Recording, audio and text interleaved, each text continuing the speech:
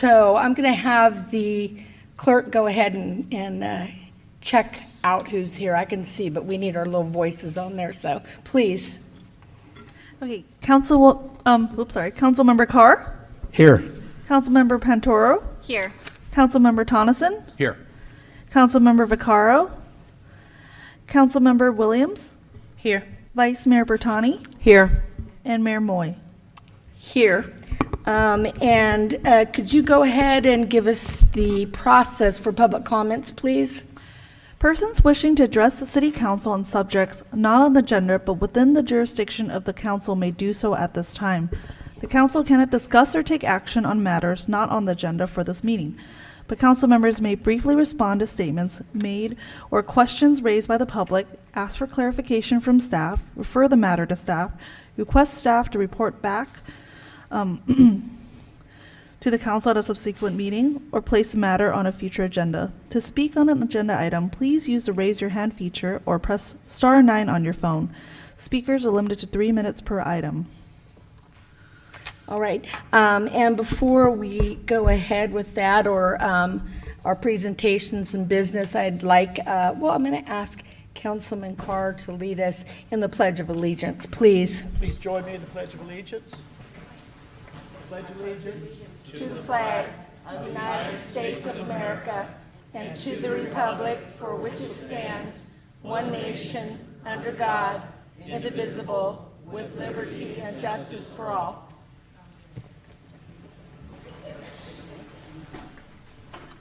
Thank you, Councilman. And so I'm going to ask if anybody has public comment on anything that's not on this agenda tonight. And we just have 3 things. It's a study session. So we'll have 2 presentations, one on the water master plan and the second on the general plan updates and what we're working on there as far as land use alternatives. And then we have 1 item of business I agendized, and we will actually take that up before the presentations. So does anybody have any public comment on anything besides this? Is there anybody online, Madam Clerk? There are no hands raised, and I don't have any general public comments, but I have others for the other items. Oh, right. Okay, so I'm going to go ahead and start with actually the new business, and let's get that out of the way. What I did, it was a kind of a last-minute thing, but I would like the council to consider us raising the Juneteenth flag on the actual holiday. And what that would entail, you probably saw this, would be lowering the pride flag just for that day and putting the Juneteenth flag up. There is an official Juneteenth flag, and we have it now. And so that's what I'm asking you all to consider. So does anybody have any discussion on that, or any discussion? Was there any conversation with Pride? I have not spoken with Pride about it, no.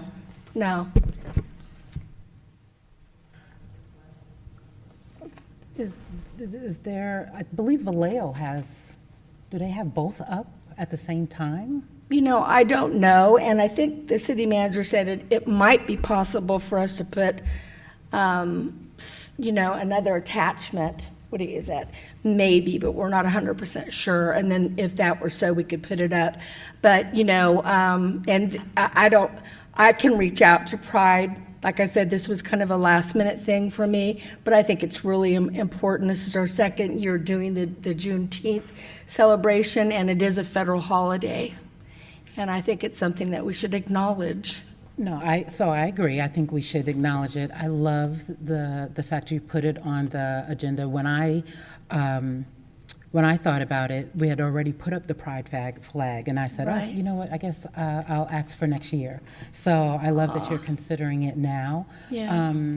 I think it's very meaningful that it's the day of.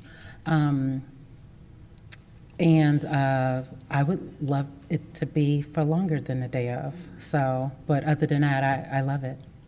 Okay. Are you saying we would replace it with the pride flag for the day and then fly them both after?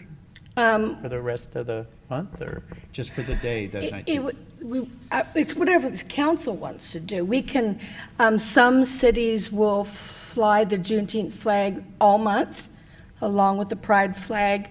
Because I hadn't spoken with the group here for the pride flag, I didn't want to upset them at all. And I'm sure that they want to also acknowledge Juneteenth. I'm very sure of it because they're very inclusive. So anyway, if we can get them both up, that would be great. And it's up to you all. I mean, it really is up to you.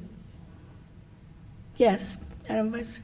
Thank you, and thank you for putting this on the agenda. And I think that Juneteenth and what it celebrates is more than worthy of flying for the rest of this month. So I think it Yes. would be superb if we could get both flags up together. Okay, all right. Yeah. I'll second that. Oh, yes, Councilwoman? Thank you. I agree with my colleagues with regards to the importance of, I guess, raising that flag. But I would, having the conversation with Pride, but then also, is that the only flagpole that the city has? Do we have another? Because I know like Vacaville has the, Yeah, the direct answer to that is I think we have more flagpoles, but not at the Civic Center campus. Under your, I'm stealing here from city attorneys, under the outdoor flag display policy, and I'm going off memory, so please excuse me, I think it says Civic Center flagpole. Now, of course, that's something that council could amend, but that's not, we didn't bring that before you in that way here this evening. And I'm sure we can, what I had told the mayor about multiple flags was we add, eye loops basically to attach the flags. What I don't know is specifically if there was the opportunity to add a fourth so that 4 flags could be flying on the main one. But if council is going in the direction of desiring to fly it for the remainder of the month, that's something we could look into, and as an alternative backstop, then swap them out on Monday and then back again on Tuesday, and resolve this for next year when we've got a little bit more time to look into all of this. Does that make sense? Yes. Yeah, so procedurally, do we have a motion and a second You on the do- floor? You do, but I think that was talking about keeping the flag up for the rest of the month, which we do want to do, Yeah. right? But if we Yes. can't, like he said, then we would bring down the pride flag just for the day and put up the Juneteenth. But again, we'll see what the vote is, but it sounds like the motion in the second, and we have some concurrence, would be for us to fly Juneteenth for the whole month. And then we can go back and revisit for next year, so, yeah. The city manager is looking perplexed as to the motion. I may have missed just who motioned and who seconded. I did. Okay, sorry. And That- Doug that- And a second. Apologies. Okay, so we have a motion and a second, or, all in favor? Aye. Opposed? Okay, very good, thank you. And now we're going to go ahead and do the presentations, and we're going to start with the water master plan. And that'll be, there we are. Okay, thank you.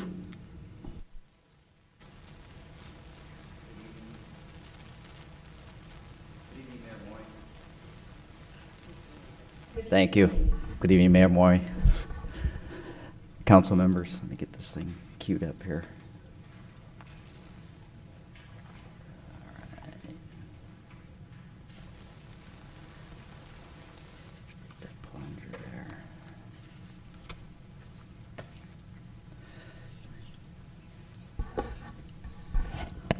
All right.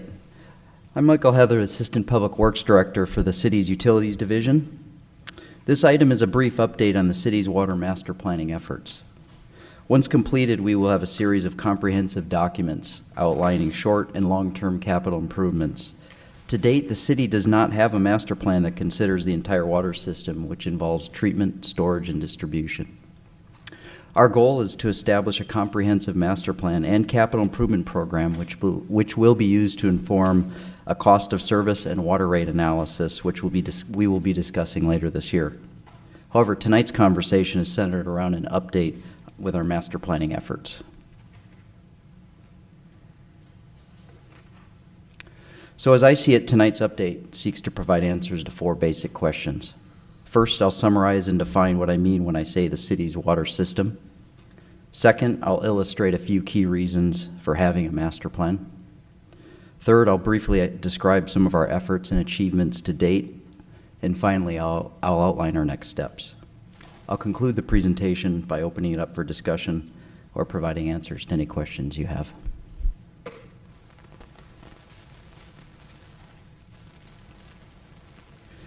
So as we begin the conversation about the city's water system, let's make sure we're all on the same footing about what we're referring to when we say the system. So what you're looking at is the city's service area, which consists of approximately 32 square miles. In the context of today's conversation, when we say the city's water system, we are talking about the physical infrastructure between the intakes at the water treatment plants and the customer meter. While I consider water supply and customer meters as important topics within the water system conversation, we're dealing with the water supply and customer meters as part of parallel but separate efforts.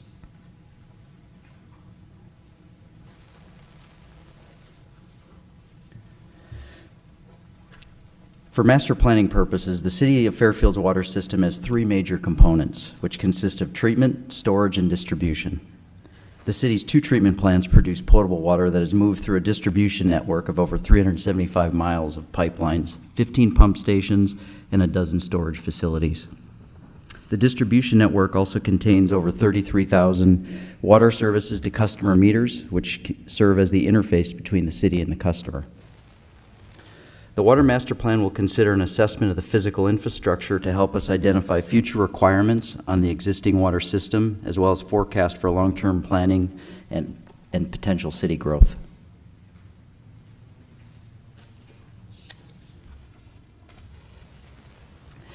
So over the past decades, the city has embarked on several major projects, including plant expansions, the Crosstown Pipeline, as well as other facility improvements to preserve our ability to deliver high-quality water service. However, we don't have a set of documents that serve as a basis for understanding or a snapshot in time of the condition of our system. The master plan will include a collection of information, some of it as data gathered through physical inspections, as well as interviews to capture institutional knowledge. The master plan is also a forward planning document to help the city identify future needs to ensure the water system will accommodate the city's land use element as the general plan is updated. It also provides a framework for decisions about capital improvement priorities and financial policies and how capital improvements should be funded. And finally, a master plan helps to accelerate future work because it will already contain a baseline of necessary information regarding project descriptions, estimates, and technical data to facilitate the design process.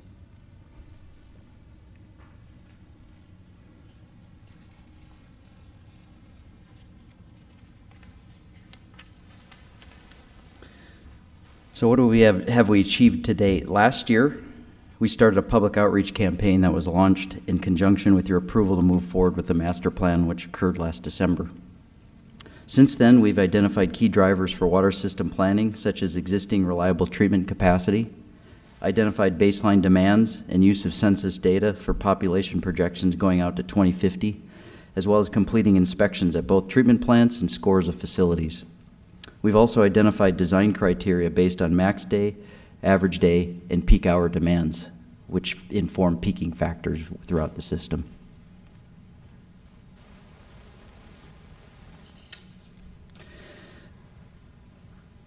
So as the master planning efforts progress, we will continue to work on our public outreach campaign with our MOD team, which has done a great job in helping us with public outreach, and has branded it, which is branded as PUMP, or Public Utility Master Plan. The PUMP campaign seeks to educate the public about the city's water system, those who work on the water system for the city, as well as educating the public about how water rates are determined. We will also be updating forecasted demands in our hydraulic model, which will be influenced by the general plan update. We will also begin efforts to analyze cost of service and evaluate our current water rates, which is scheduled to begin in about a month. Later on this fall, we'll be back in a study session so that we can discuss more details about our financial status and give an update on the cost of service and water rate study. So in summary, I'm going to leave you with all this. It's a good time to be compiling our master plan, as we are doing it in conjunction with the general plan update. As we look forward to improvements that we need to make within our current water system, as well as other required improvements to meet long-term development and regulatory demands, as we need to preserve the Water Enterprise Fund, which is currently in sound financial position. I see it as our duty to keep it that way. So with that, I'll pause here for any questions.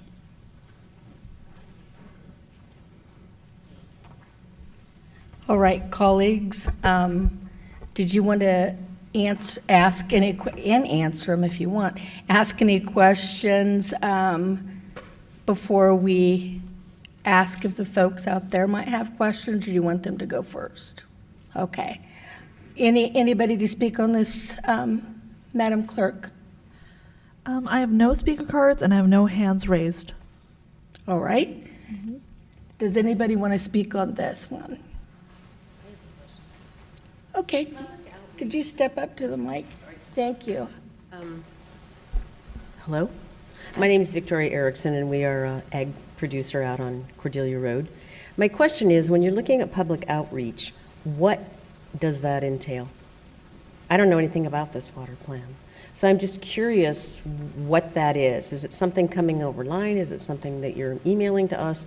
What kind of outreach is it that you're doing so that we know? Because water absolutely impacts ag. We have SID and we have those other things out there. So the city of Fairfield's expanding like crazy. So I am curious where that includes ag. That's my question. We are an urban water purveyor. So based on what I hear, that's an ag customer. Yes. So the outreach is centralized around city customers. So we've been using several channels, billing inserts, the website. The website page has been a chronicle since the inception of the Water Master Plan, where we've, beginning with the decision last December, we posted our RFP, your decision to move forward, and we've been putting updates online as well. But different messages about city staff, who works on your system, who might show up to fix your water meter, those have been going out on our website and pushed through different social media channels. I don't know if I've answered her question because it sounds like she's an ag customer or out in the county. In the unincorporated area, she's a farmer. Yeah. But she's still here. Yes. So I think the question is, how can we expand our outreach efforts to reach beyond the boundaries that we have right now? Because there might be interested parties who may not be within the bounds of our outreach right now, but nevertheless have a defined, interest in receiving this information. So I guess that would be a question for you. If we could do that, and if so, how? Because I think the point is well taken. I will take your name, address, and you can subscribe to our page, and every time an update goes, it'll push it out to you, email. You can definitely do that.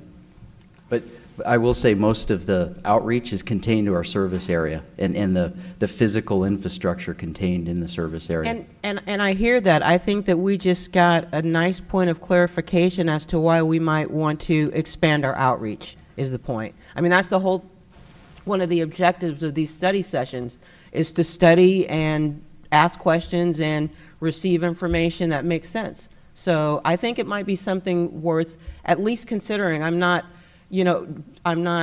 proposing a specific mechanism for doing that, but I think that we just saw a demonstrated need for us to at least consider expanding the reach, the borders of our outreach. Happy to do that. And if we can do that electronically, that should be pretty doable. I think, maybe the city manager can answer this, but anybody can go to our website and you can sign up for updates and they shoot them right to you. Anybody can do it in the world. So just, I would get on that. That's my suggestion. Is that what you would say, Mr. City Manager? Yeah, you can sign up on our website to get updates on any variety of topics, so I encourage everybody to do that. As Michael pointed out, we've pushed information out on this through a multitude of channels, digitally, as well as bill inserts for our customers that the water system serves. Yeah, I would say on our website, you can sign up to get information just about any topic that interests you with the city of Fairfield. And I appreciate that, but can we also make the effort that you were talking about in terms of expanding the boundary of the outreach? I mean, I know it's to our service district, but I mean, I think it makes sense that our agricultural folks want to have information about what's going on with our water. I think that's like a direct correlation kind of thing. Yes, So, sorry to interrupt. Happy to do so with outreach, but I think what we should caution and what we're not doing is, I would hesitate to make it look like we're encroaching in on someone else's service area, because that is not the intent. But we're happy to outreach, and folks should know what we're doing in the city. Absolutely. understood. Thank you. Thank you. Yes, Councilman Panduro. Thank you, Mayor. So, Michael, what is that website if someone is watching online and they do want to sign up for the newsletter? www.fairfield.gov/pump. Pump. P-U-M-P. Public Utility Master Plan. There we go. And then also, is all the other information that received on here, is that also on that? Is that on that website, or Those- is this just like? Those are extra slides as a just in case. I tried to prepare Got it. for the worst. If the conversation started broadening into water supply, but yes, they go to our website, put in /pump, and that's where everything contained about the water master plan is stored. Anybody else? Huh? Okay. I guess that's And it while, for and that. while you're coming up, let me ask, are copies of your presentation with all of the website information available to the public? Are they in the annex out there, or are there copies of this available to folks who are here at the meeting this evening? No, but we can make that happen, or I'll just publish it online. Yeah, Okay. we'll make sure and just publish them on the website under that page, Right, okay, fairfield.ca.gov/pump. perfect, thank you. The intent of the website is not only to do outreach, but to be a chronicle as we move through what we're doing to educate the public, and then also for not only staff, but for the public as well, to see the transparent process from the very beginning. So we'll put that online, definitely. There's great information in this, and the public, I think, would really like to see it. Not only what happens in Fairfield, but the state. You have some stuff in here. It's pretty amazing. Thank you for putting this together. It's really helped. I didn't know some of this. Thank you. Thank you. Anybody else? Did we get a card, Madam Clerk? Okay. I do have another speaker for this item. It's Cliff Howard. Hello. Thank you, Council. I do have a couple questions. Number one, the development that's happening in Green Valley, where the 400 homes or so is being built and the water's coming from SID and going to the city of Fairfield, is this going to be a part of that plan that you're studying? No. Here, and this is why. But the water supply comes off of a sheet out of a different bucket. So our exposure from the standpoint of Middle Green Valley, if that's what we're talking about, is a meter on the system. So let me describe the relationship. And at that point, we're a wholesaler. We're a retail agency where our customers, where we provide the water directly and provide the service. We are not the service provider for Middle Green Valley. We are a meter on the edge of the system. We will treat and wheel it through our system from SID. It comes off of their books, and we charge them for it. And who's responsible for the infrastructure?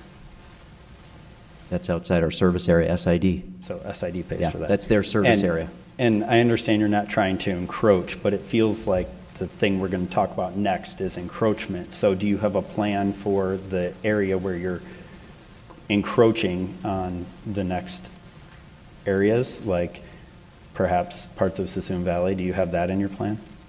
I don't think I'm the person to answer that. Yeah. Not from a water system Well, if you're perspective. going to annex land in the future, do you have that in the plan that you're At this doing? point, the city council has given no direction for any annexations. So would If- you study that? If that were direction that the city council was wanting to explore as a part of the general plan Yeah. update, then yes, as a part of the general plan, that would be an item that would be.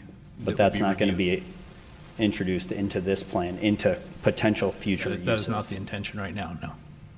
Okay. Thank you. Any other speakers, Madam Clerk? I do have one hand raised online. All righty. Okay, Valeria, you can let them in.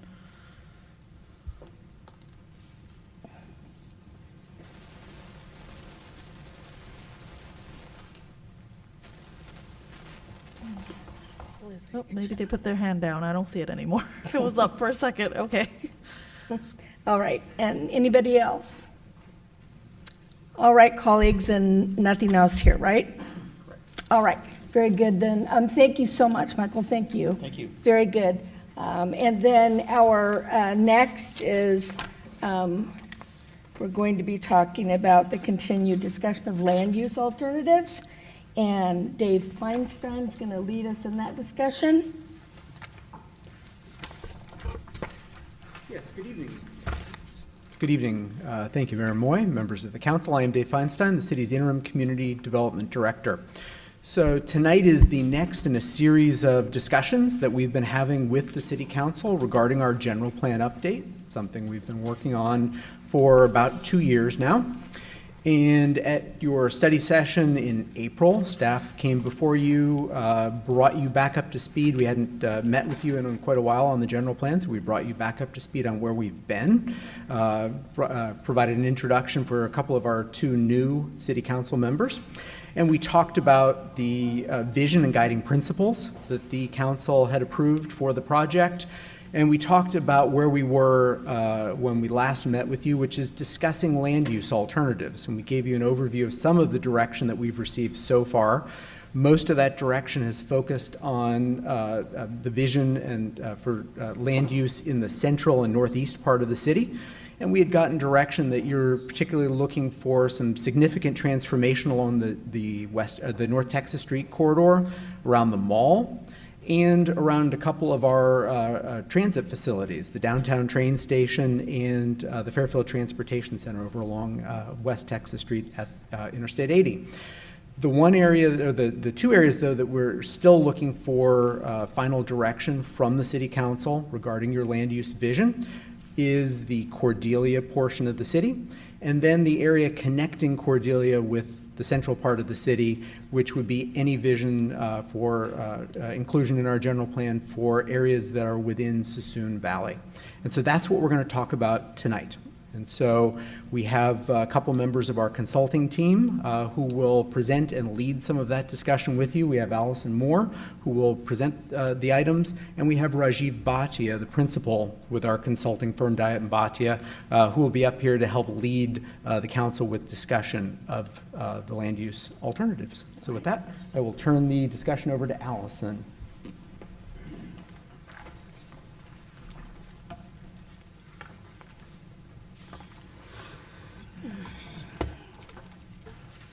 Good evening, Mayor and council members.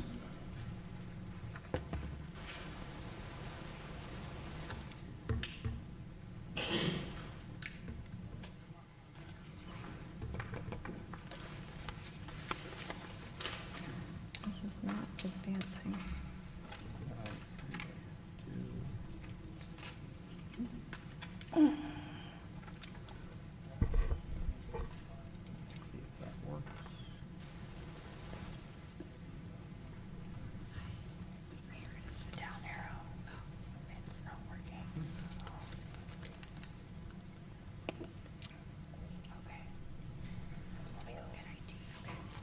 This happened with the housing element. I may be cursed. Maybe if we close it and reopen it. Yeah, see if-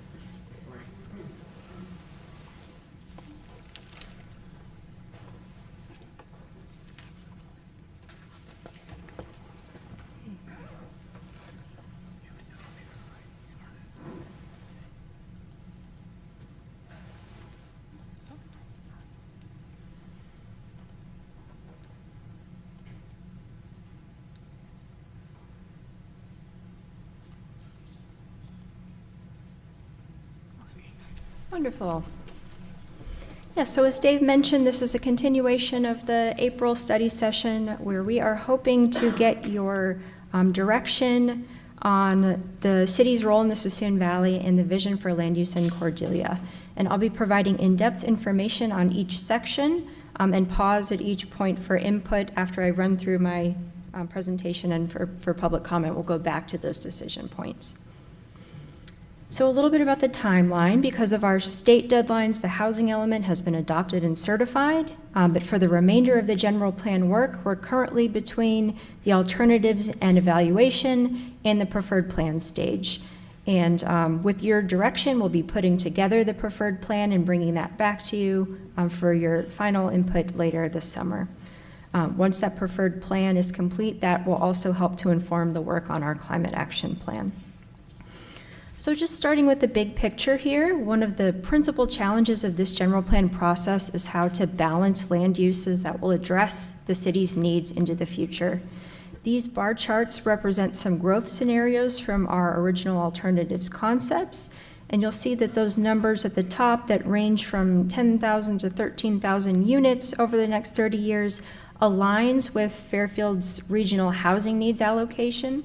This past cycle was about 3,069 units, so over that 30 years, that range of 10 to 13 it helps us ensure that there's adequate supply.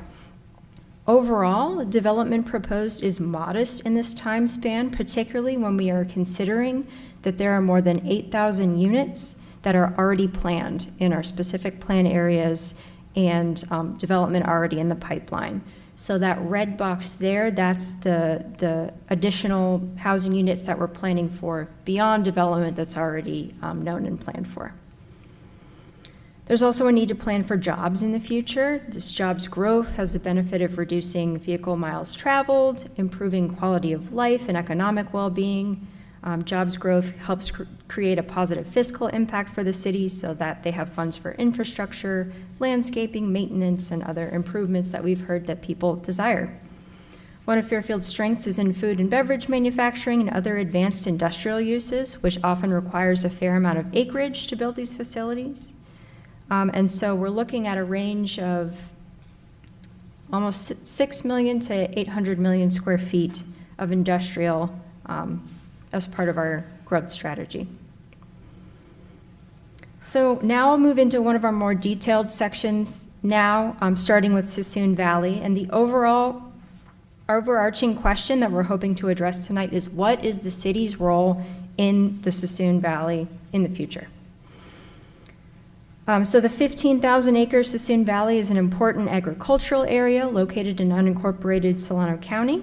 It's also an American viticultural area, a designated wine grape growing region. And the county's Sassoon Valley Strategic Plan, which was adopted in 2011, describes the future vision for this area as one that supports profitable family farms and quality of life for all Valley residents. Another key part of the Sassoon Valley Strategic Plan's vision includes establishing Sassoon Valley as a tourism destination and increasing demand for Valley wine and other farm products. The plan goes on to describe agricultural tourist center districts, areas that attract tourists and promote local products that expand the types of uses allowed within agriculturally zoned areas as being really key to agricultural viability. The general location of these ATCs are shown on this map.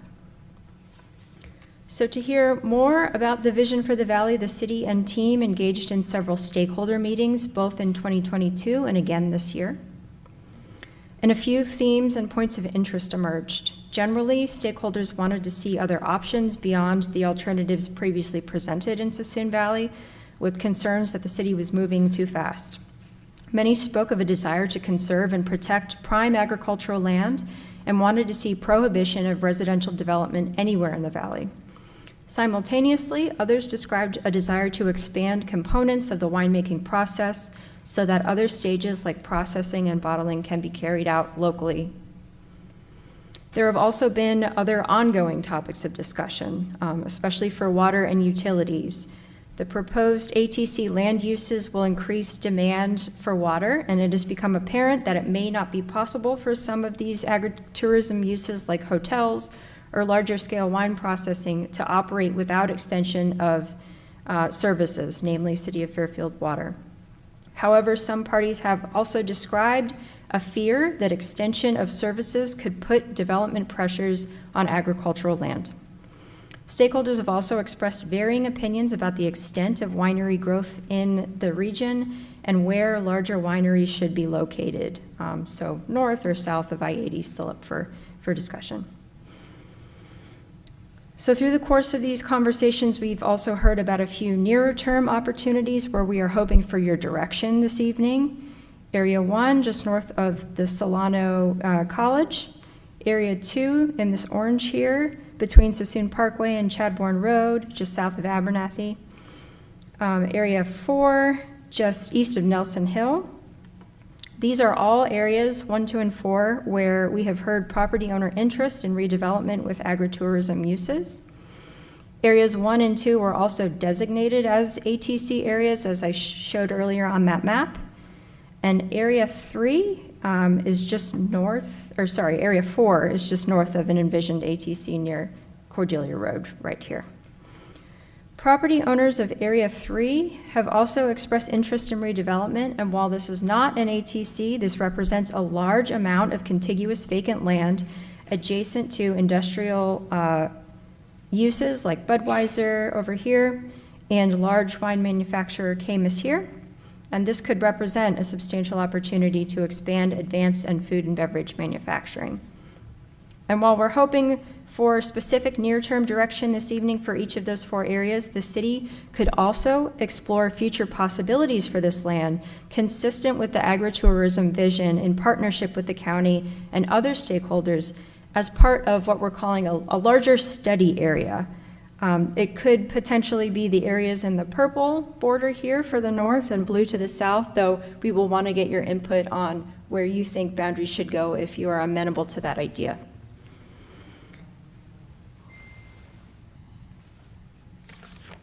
So designating an area as a study area would allow for development of a consistent vision, ongoing collaboration, and additional technical study in a time frame beyond adoption of the general plan. For these study areas, the general plan could outline a policy framework that guides future proposals. And there is some precedence for that. A variation on the study area, the master plan area, is presently included in the existing general plan. So for example, we can see here a description and guiding policies for the Rancho Solano study area. So if there is support for the idea of a study area, we would hope to include some guiding policies in the preferred plan. So based on community feedback, some of the guiding policies could involve supporting ATCs in select areas while preserving agricultural land in others. No residential development aside from that which is required as part of state law would be allowed, and areas that are annexed would be protected from future land use changes or future housing development in some form, such as requiring a unanimous city councilor Solano County board vote. In the south, to address comments we heard about keeping the wine production cycle within the city and consistent with a vision to advance job-rich employment, guiding policies in the south could allow for larger scale industrial uses limited to food technology, advanced manufacturing, and wine processing only, excluding warehousing and residential uses. And policies could also include support for ATCs in this area as well.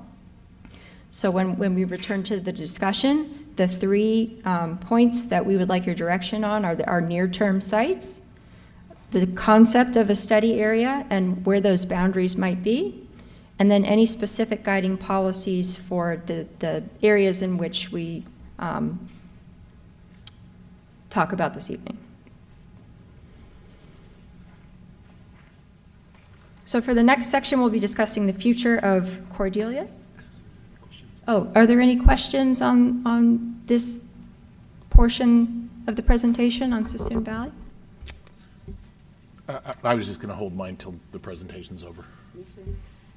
I would like to ask a couple of questions. Oh, one that was important, talking about housing. What is the state law on housing for agricultural workers? I know that Fairfield was very clear in our housing element that to help Sassoon Valley, we have an area that's outlined specifically for housing. So I thought that would make it so you wouldn't put any housing out there. But what is the state law? What does that look like? I'm not exactly 100% sure what specific numbers are entailed, but state law does require us to allow, if we have farming activities, to allow farm worker housing, both on the farms themselves, as well as possibilities of farm worker housing outside of the farms themselves. So it's a small number. It's not a large number. Okay. And it's often temporary, like they'll be there for 3 months or 4 months or something like that. So there is housing for them, on the farm itself. But it allows, but it does not mandate, is that right? No, we have to allow it under state law. Right, but the state's not mandating it, though, Yeah. saying that, a farm must put, Absolutely. so many housing units for, That's that's exactly correct, right. right? Yes. Okay, that was my big question. Yeah, and they're presently allowed to do that, even though they're in the county area. The county has to allow that farm worker housing presently, so nothing will change as a result here. All right, thank you, that answers my question. We can move along. Okay, so for the future of the Cordelia area, there are two bigger picture questions for tonight. How can we plan for a more complete community? And related to that, how should we be planning for employment uses in Cordelia? So right now, Cordelia is primarily a single-family residential community with pockets of industrial uses between 680 and 80 right here. Commercial uses are concentrated along 80 with two commercial centers, one in the north right here, and then one in the south over here. Along Business Center Drive right here, there are some offices and business parks, and then these are interspersed with vacant land. Cordelia currently makes up about 17% of the city's population, though the larger Cordelia area represents about 26,900 people, the larger Cordelia area shown here in this map. And then there have also been recently a number of larger projects that have occurred in Cordelia. You can see where those are located on these maps. And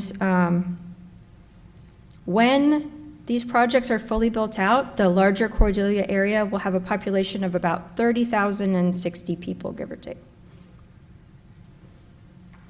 Cordelia will also see major changes to its circulation system with completion of the I-680, 80, and SR-12 interchange, a phased project of several packages that will connect Business Center Drive to Red Top Road, realign Lopes Road, and generally make it safer and less congested both for freeway users and those on local Cordelia roads.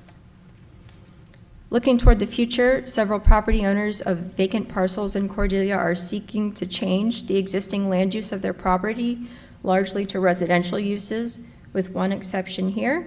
This map shows the location of where these requests have occurred and the overall acreage of these sites, as well as their existing general plan land use designation. There have also been requests for annexation, including Nelson Hill here, and this area, the Dittmer and Mangels property, just to the west of the Costco and along Business Center Drive here.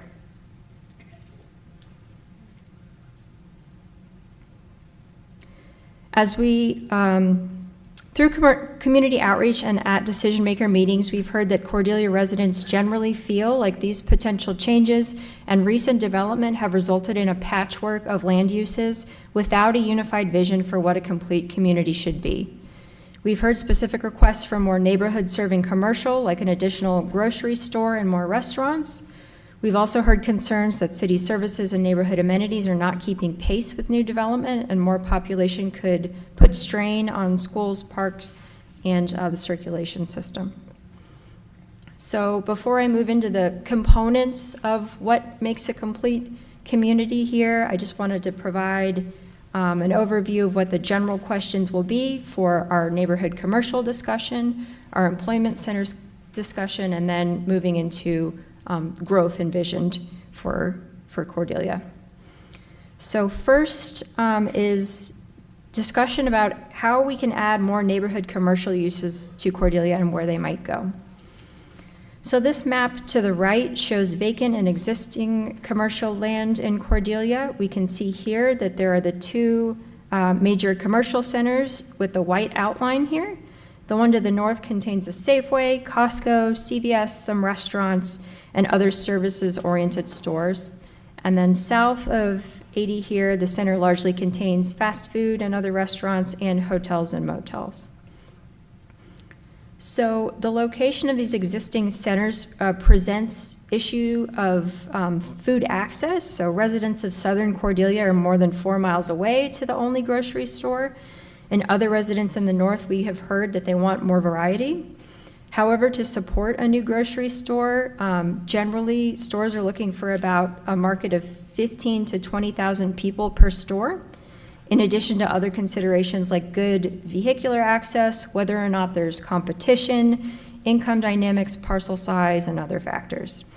In considering that the Safeway and Costco are both there, Cordelia would need to add around 3,000 to 4,000 more people to the overall Cordelia area, in addition to that planned growth to make another grocery store viable. The economics of other commercial development has also become more challenging as more people are buying online than shopping in person. And there's also limited vacant land in the right places, though other sites could be redesignated and rezoned to neighborhood commercial. Because of vacant land constraints, the possibility of mixed-use development, so commercial mixed with residential, could be an option that we explore in the preferred plan. So there are 3 questions related to neighborhood commercial centers in Cordelia. Would there be support for new residential development that could support a grocery store? I'll talk about this later, but that would look like, to support that 3,000 to 4,000 people, about 1,280 additional units beyond planned development. And then the 4 sites to the right that are numbered here all represent potential locations, though each have their challenges, which I can go into more detail about when we get to discussion. And then also we want to hear, is there a preference for an additional standalone store or a desire to explore a mixed-use arrangement? Next, we'll move to employment and business park uses in Cordelia. As I described earlier, there are a few major employment clusters. First, that darker purple color, an industrial cluster near the 80 and 680 junction, which includes wholesale, auto-oriented uses, warehousing, and storage. North of I-80 along Business Center Drive, in that purple, lighter purple color, is an office and business park cluster with some existing office and business park uses, but others that are currently vacant, and also land that has remained undeveloped as well. Recently, there have been warehouse and distribution facilities built, but with that has come community concerns about the size and scale of these developments. And here and elsewhere in the Bay Area, there has been a strong market demand for this type of use. And we have had a property owner submit a request to change their property from regional and highway commercial to industrial business park. Other property owners have also expressed interest in residential development along Business Center Drive as well. In the future, other viable business uses could include medical offices as the population ages, or smaller scale food and beverage manufacturing like smaller breweries, more specialty or maker uses, though considerations for utilities would also be part of that discussion. So as we think ahead to the future, what is the vision for employment uses in this area, particularly along Business Center Drive? Should the city allow conversions to residential, to industrial business park with warehousing, or should we explore a new zone that promotes other uses that might exclude warehousing as a use? Finally, the third interconnected component to both of those other sections is the level of residential and population growth into the future. So as I mentioned, it's important to plan for growth so that Fairfield can meet its future regional housing needs allocation obligations, including considerations for affirmatively furthering fair housing. At the same time, there also needs to be consideration of growth in tandem with other community needs, so making sure that there's land for parks, facilities, and our other non-residential uses. So as I mentioned, the current Cordelia population is 17% of the city overall, and there are already about 1,500 units in the pipeline in Cordelia. That level of growth is about 12% of the overall city growth numbers as presented in the alternatives. And because some of that is planned for growth in Cordelia to be proportional to its existing population share, we would need to be adding about 650 additional units to that already planned growth, that 1,500 number. But however, as I mentioned before, to get to the 3,000 to 4,000 additional people needed to support a commercial center or a grocery store, there would be a need for an additional 1,200 units. So is this range, about 650 to 1,200 units, appropriate for Cordelia, with space reserved for a new neighborhood commercial center, parks, and potentially a school?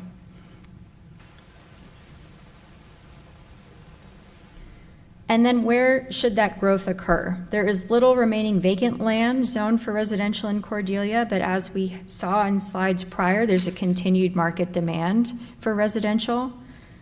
We can see here where property owners have indicated where they've liked a residential designation. And then I'm also showing here where rezoning will occur as part of the housing element to affirmatively further fair housing, those sites in the purple there.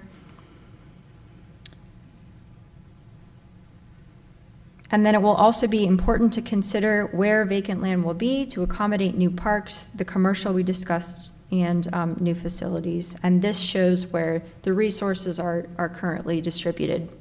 Parks in green, schools, and a fire station in blue, and commercial in red there. So when you consider the yield of some of these sites where property owners are making this residential request with a conservative factor, that looks like about 1,200 units. But in light of the range of housing growth that we discussed, are there certain areas where you would be comfortable considering new housing that we should consider in the preferred plan? Just generally, we can get to the details of how many units later on when we come back. So with that, I'll leave it for public comment and then come back to our discussion points. Are there any questions on this section before I conclude for now? Colleagues, any questions now, or we'll go ahead and, yeah? You'll wait until all of the, oh, okay. All right, we'll do that then. Just one second, I have a question for the city manager.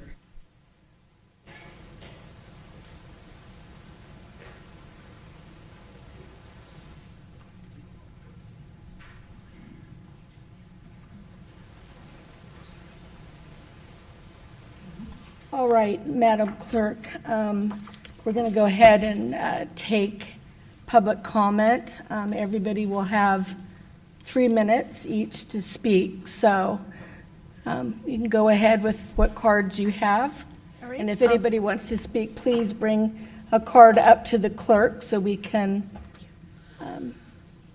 get you at the mic. Thank you. Thank you.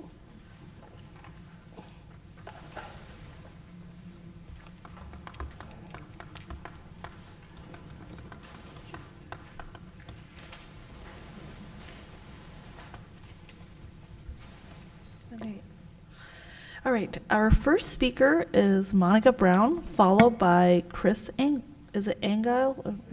Angle? Okay, just making sure I pronounce it right.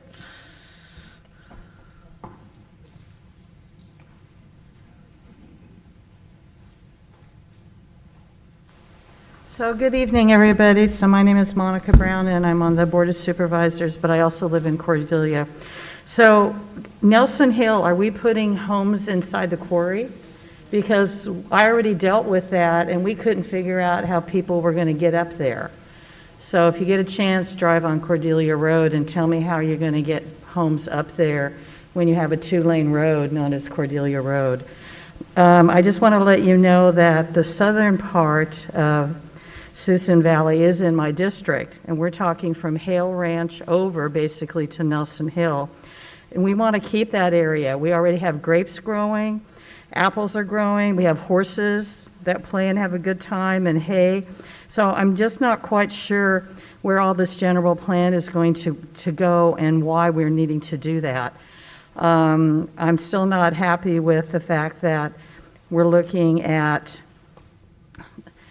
where the old Walmart used to be. How come something hasn't happened there in terms of if you want to build any kind of homes or something along those lines? When you talk about parks, I think you gave away the $6 million we had saved for parks because Cordelia Hills Elementary School has this open area that we've been waiting about 20 plus years for a park. That I don't know when that's going to happen. I also don't know with the homes that you guys are putting in there, who's going to be able to afford those? Because on Red Top, the homes that are going in next to Rodriguez High School are going for $1 million. So I haven't quite figured out which teacher or nurse or firefighter is going to be able to afford that, but you guys know better than I.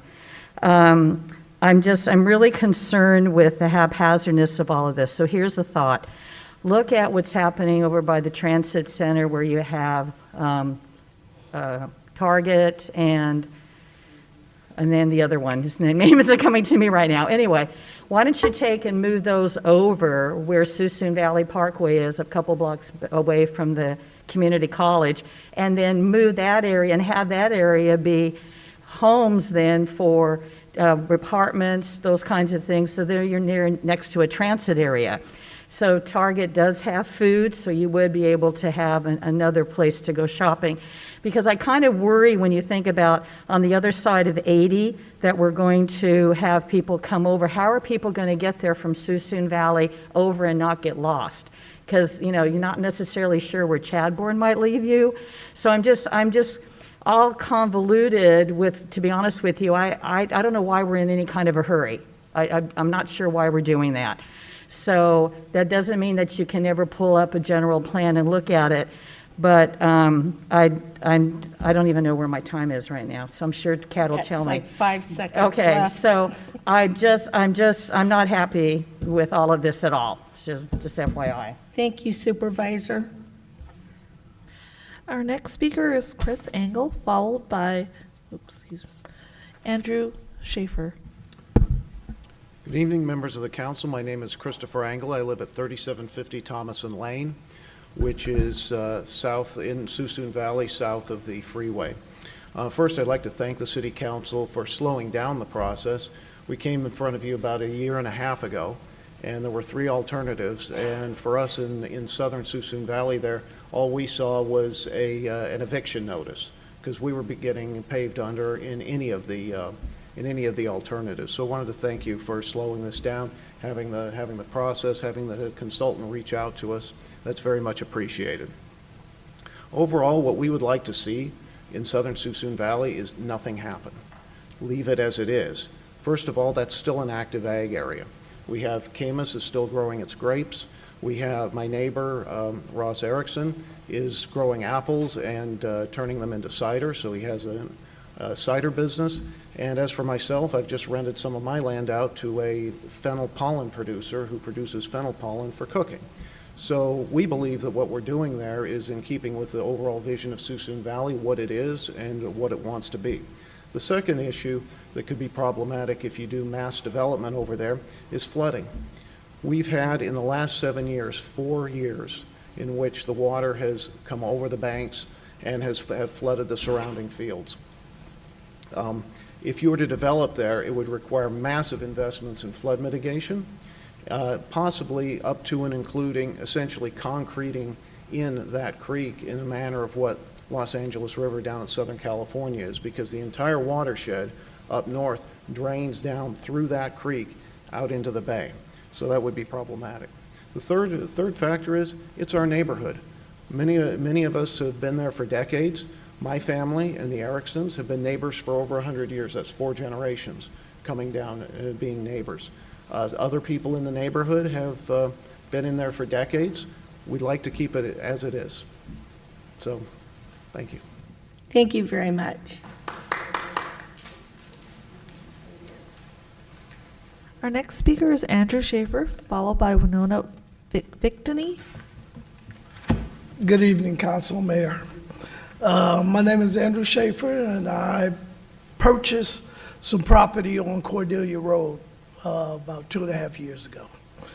And I'm retiring, and the reason I purchased this land is to do organic farming. I just planted 30 trees, fruit trees, and I would hate to see anything happen to that, because this is my dream, to retire there and do some organic farming. And I just was made aware that this plan was going through.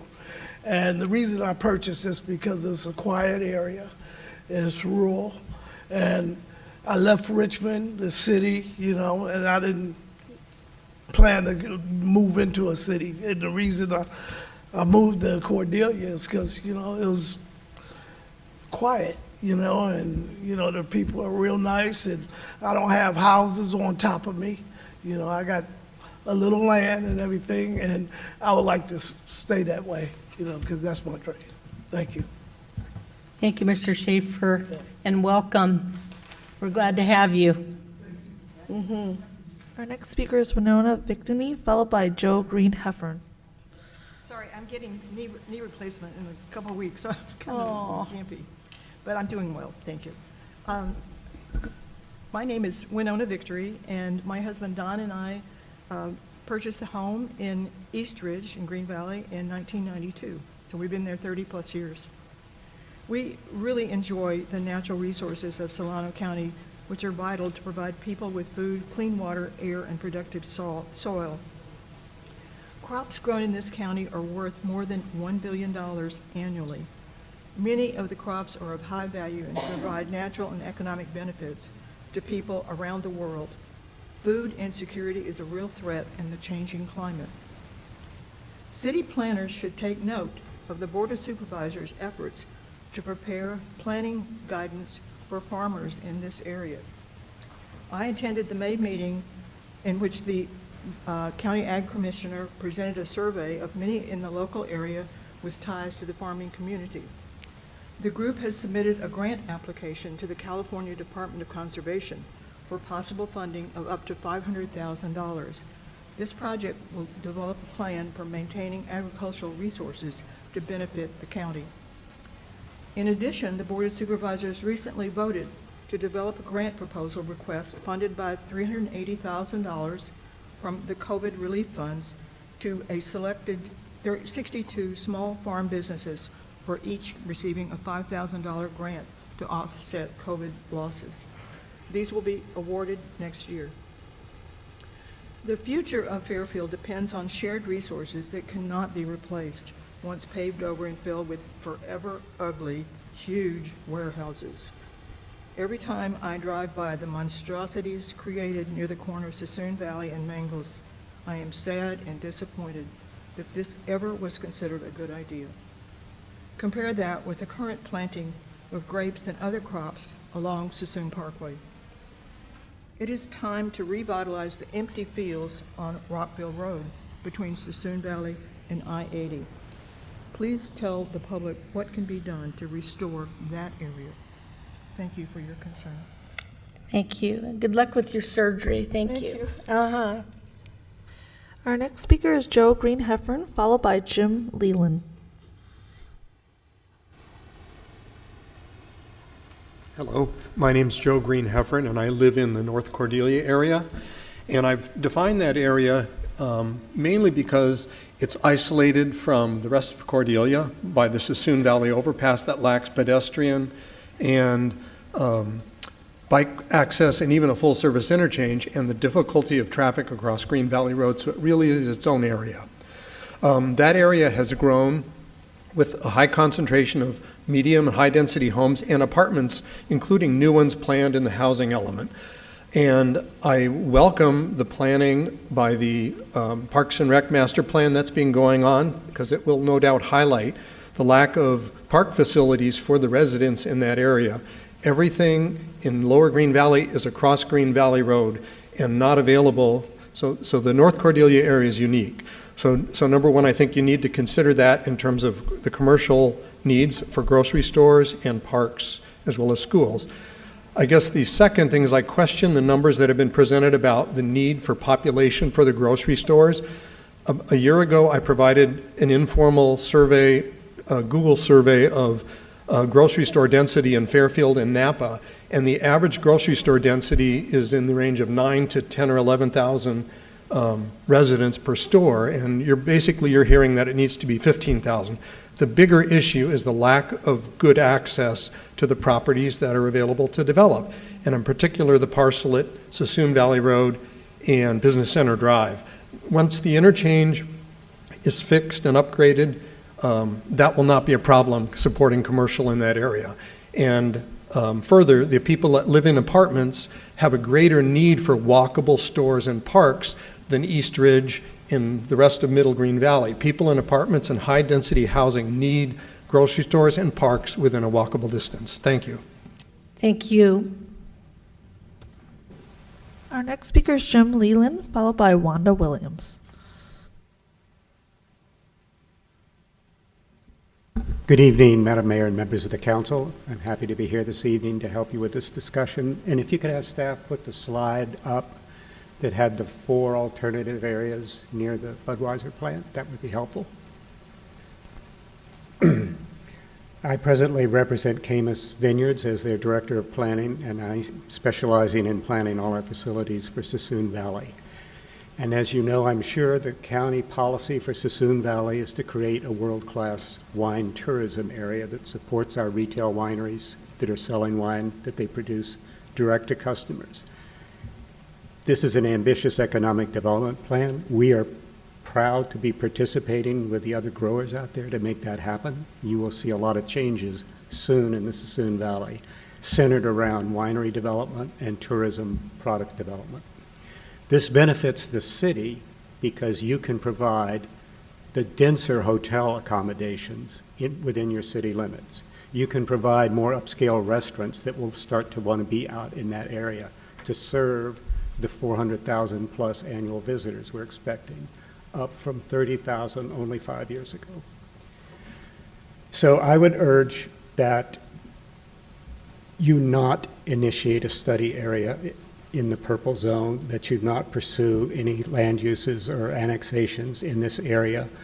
We, in fact, are asking the board, we haven't officially, but we've been talking to them individually, about updating our Sassoon Valley plan, making it a specific plan to the county's general plan.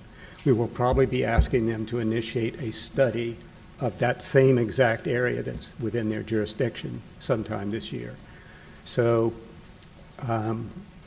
that's kind of the ventnor's position. That's certainly Camus's position, which we articulated, I think, a year ago almost now at a study session here. And so appreciate the opportunity to address you on this.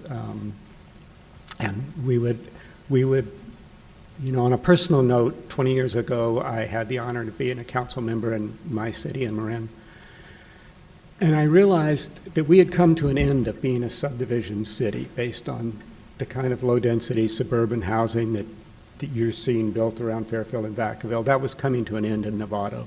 And we started focusing on repurposing older land uses to meet our housing You have 30 needs. seconds. So I would encourage you to ask the state to sell you part of the courthouse property by the county building. We'll help you with that politically. I would urge you to look at the shopping center, regional mall. It needs to be repurposed to include higher density housing. And that's what I have to offer this evening. Thank you for your time. Thank you. Our next speaker is Wanda Williams, followed by Diane Crom. Well, hello, Wanda Williams, Board of Supervisors, District 3, which Sassoon Valley resides in my district. First of all, thank you, Madam Mayor, for this opportunity and to the council. But I'm standing here before you today because what I heard, or what it seems like I heard, was that the city's purpose and thought process is to annex Sassoon Valley.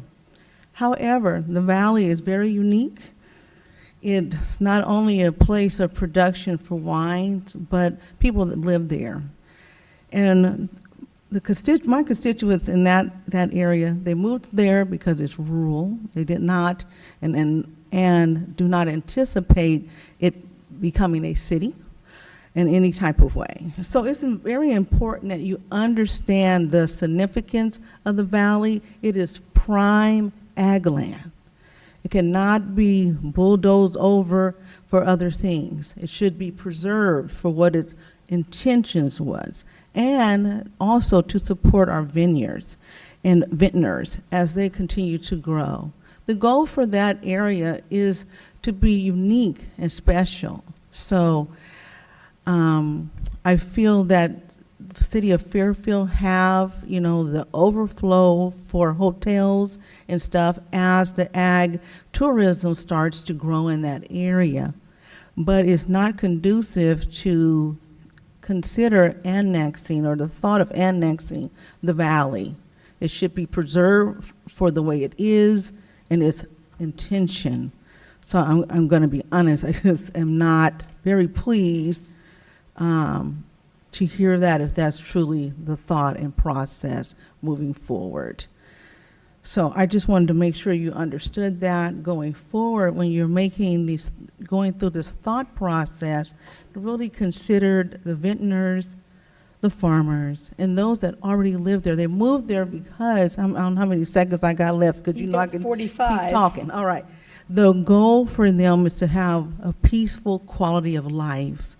And that's why they moved to a rural area. If they wanted to live in the city, they would have moved to a city. So that's my spiel for you tonight. And thank you for letting me come before you and share my thoughts on this issue. Thank you. Thank you, Supervisor. Our next speaker is Diane Crom, followed by Jim. Bear with me if I mispronounce this. I just can't read this very clearly. The Clot or the Chloe? Oh, the Clove. Okay. Sorry. Thank you. I think the last time I was Diane Crom was when I was entering high school, and and I was a little misspelling, a little typo, and I was enrolled in girls' PE, and they wouldn't let me in. I could never figure that out. All right, Diane, get with it. So Dwayne Crom, live here in Fairfield. You've heard a lot already about the value of Sassoon Valley as an ag region, and the success. It's a big success of the Sassoon Valley strategic plan.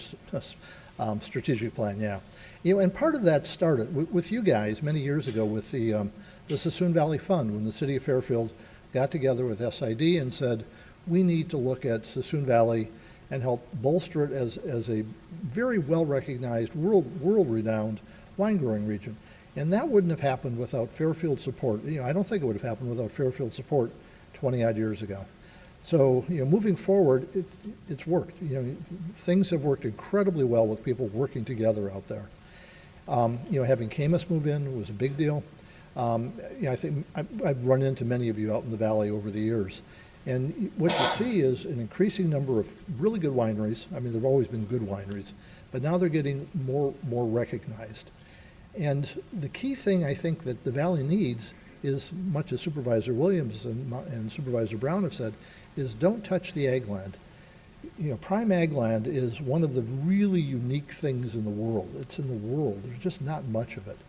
And if you pave any inch of prime ag land, it's gone forever. And that's the land that can grow crops the best of any land in the world. So, the conversations that are going on in Sassoon Valley, and orderly growth is part of this a little bit. is that everything that's done in Sassoon Valley should be focused on increasing the productivity and the profitability of the valley while preserving the overwhelming percentage, 97, 98% of that land is ag land, all focused on supporting the wine industry. So the idea of Fairfield, again, participating with the county, I think would make some perfect sense. The idea of a study area, I think that should be a joint process between the city and the county. It's in both of your best interest. I often think about, did the city of Napa become famous, or I'm sorry, did Napa Valley become famous because the city of Napa was prospering, or did the city of Napa start to prosper because of Napa Valley's just incredible growth and prosperity in the wine industry? I think Fairfield can build on and gain a lot of economic vitality by partnering with the Sassoon Valley folks. And I think a lot of that has to start with you folks as leaders working with the two supervisors who are here tonight that represent Sassoon Valley and have a joint study process. We have 10 seconds. Got it. Thank you, Mayor, and good luck with your process. Oh, and also, before I forget, I thought Allison did a fabulous job in the presentation tonight. I think it was very fair and balanced and recognized the input that had come from the community. So thank you. Thank you, Dwayne. Our next speaker is Jim DeClos, followed by Lisa Howard. Thank you very much, and it's a pleasure being here. My name is Jim DeClos, and I've been a resident here in Fairfield over 30 years. As part of that, I just made the last mortgage payment on my house. So the other part is all of my friends are here. So doesn't it feel like a community that we're all here getting involved in the community planning process? And what a great city we have, and how beautiful, look how beautiful Sassoon Valley is. I drove it today, and it is gorgeous. So what a great place we live in. So today, again, I wanted to remind you, and I did this last time, who does the general plan serve? It serves the residents of Solano County, and more specifically, the residents of the city of Fairfield. It does not serve developers. So I wanted to also echo Dwayne's compliment. You captured exactly the feelings of the residents of Fairfield. The residents of Fairfield are looking around and seeing planning in the last few years, most of you weren't involved in that created this haphazard area in Cordelia, where the Solano Business Park is houses. That was supposed to be a business park. Those areas that are outlined, those are business parks and commercial, not residential. Now, I recognize for the landowners that it's easier to build residential, but not my problem. You bought it zoned you bought it zoned commercial, you bought it zoned business, and that's what it should be, is business. We do have areas, I drove down North Texas today, and there are lots of areas that are vacant there. Frankly, there are a lot of areas that should be bulldozed and turned into housing, but there are other areas in the city. Hope is on the way. Yeah, thank you so much for that. And again, I wanted to underscore the importance of Sassoon Valley. Let's just forget that purple thing right now. That's a declaration of war on the community. So it is right. I think we got 2 of the 5 Board of Supervisors members, and that's county land, and there, forget that. My preference would be to forget 1, 3, and 4 as well, and but that's me as well. That is, Sassoon Valley is a special place, and we really should preserve it as it is. And again, let's keep the commercial and business as it's planned, it's planning, and not repeat the mistakes of the past, where that whole area between Sassoon Valley Road and 5 Green seconds. Valley Road was supposed to be commercial, and now it's a mixture of residential, commercial, and who knows what.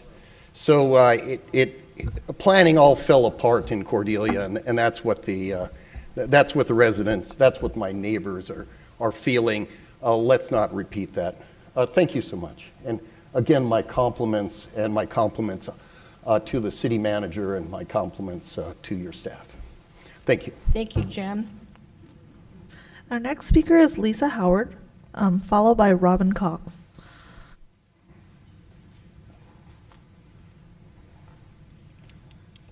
Good evening, Mayor. Good evening, council members.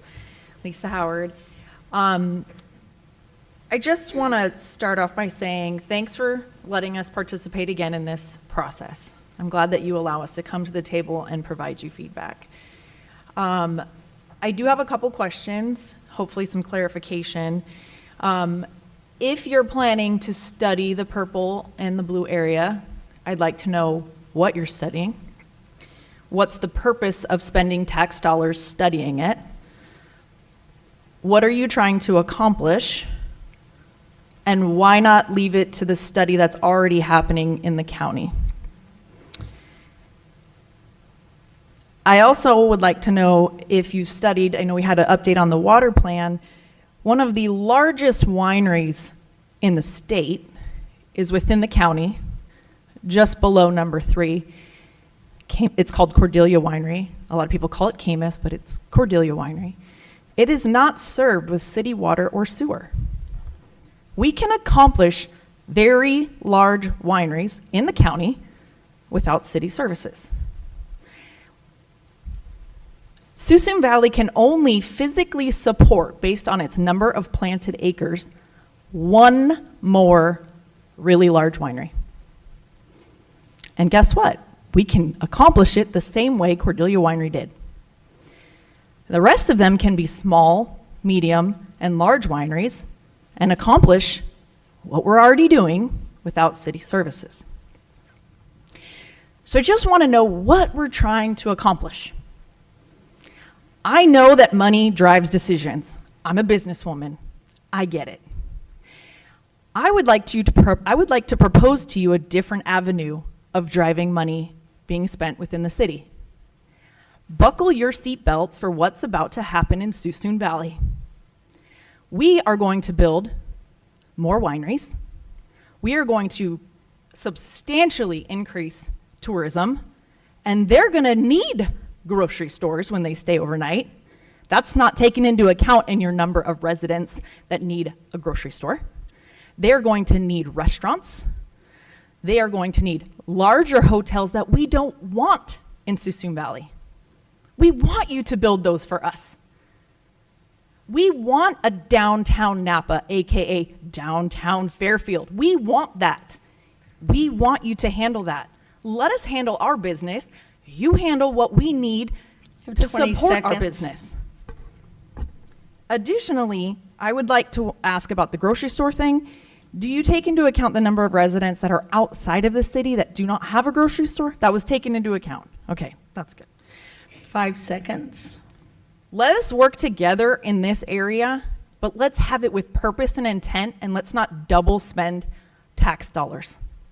Thank you. Thank you.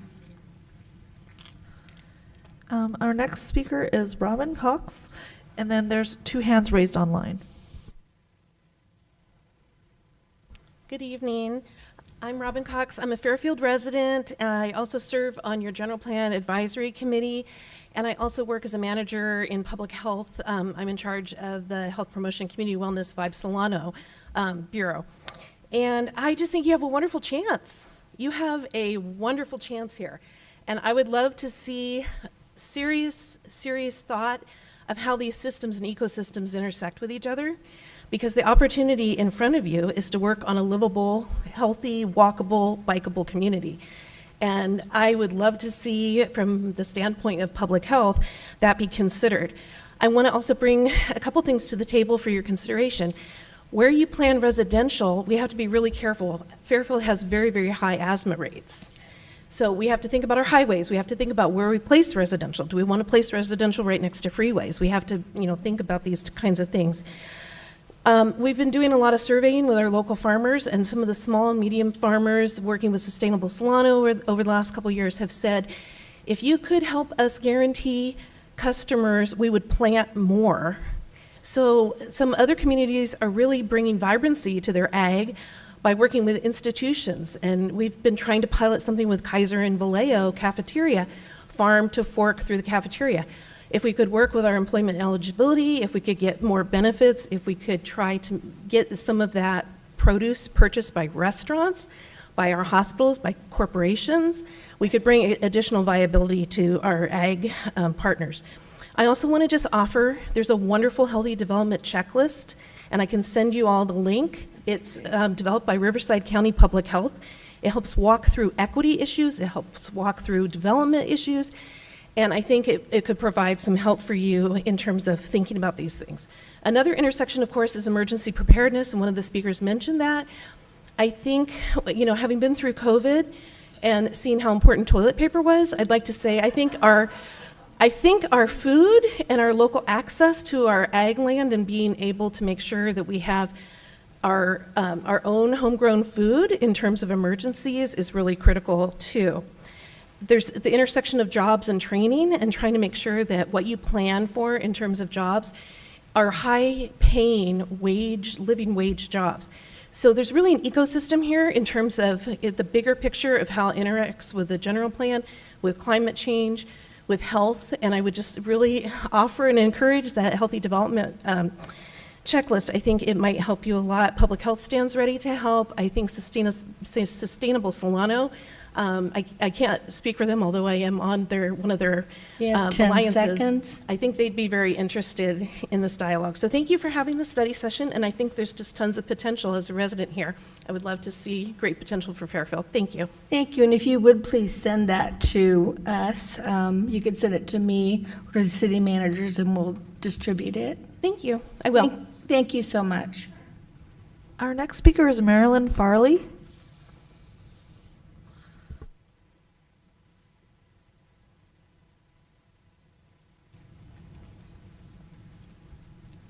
Good evening, Mayor and members of the council. A lot to take in, and I'm a little surprised. There was no staff report, and there's all these slides, and I don't know about all of you, but I'm having a really hard time trying to digest all of this information and make sense out of it. The last time we had a substantive meeting, last year before the election sometime, it seemed pretty clear, almost to a council member, we don't want to see development in the Suisun Valley. Correct. And so now a year has passed, and the council members who said we don't want to see development are now seeing a plan that says, let us look at development in all the areas we just said we don't want to see development in.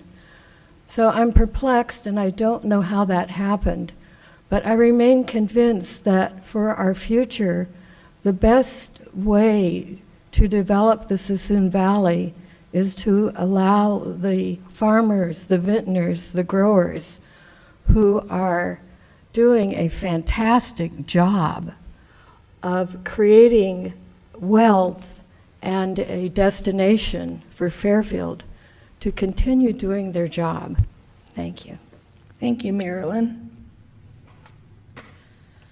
And I have 3 hands raised online. Valeria, can you let the first person in? Lizzie, you have 3 minutes.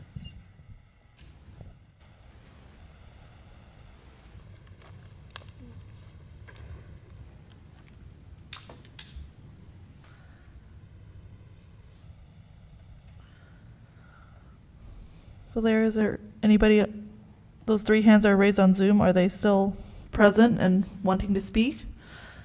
Jose, if Yeah. you're here, you have 3 minutes. Hi, this is Jose McNeil, Fairfield resident, and I want to go through a couple quick points. One is I would suggest that you follow the Suisun Valley plan, and then also an interesting point of agreement between Dwayne, although I don't know if he's identifying as Diane, and I now, is to follow the soil conditions. Ag soil is rare. We're blessed with it in Suisun Valley. There are opportunities to expand the area for industrial development south of Cordelia Road, across from the water treatment facility, and some land that is outside the AVA that would be a great basis for future industrial development. In addition, I think the need for actual employment areas is important. I am advocating for the rezone of 5253 Business Center Drive to light industrial and office. It's office now, but going to light industrial that will lower traffic counts and also increase employment opportunities. I think the other thing that should be taken into consideration that was brushed over was the realignment of 680 and 80. If you look at that map, you see a flyway or an overpass running through the heart of the industrial district of Cordelia. That's going to displace a number of those buildings and change the dynamic of that area. I think we've all gone over and driven through Oakland and Hayward where the elevated highway cuts off different areas, and it does not lead to a great situation for industrial warehouse distribution properties to be there. I think that is something that really needs to be focused on. I think also I want to thank the speakers earlier. They were very good. The presentation was good.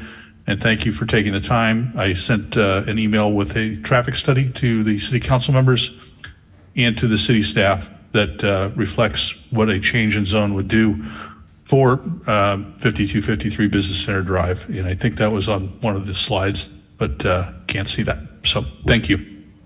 Thank you, Jose. And Valeria, can you let in the second person?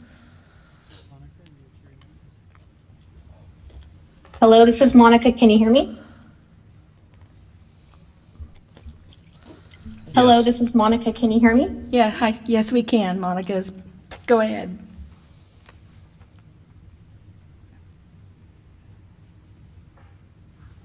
Monica, you have the floor.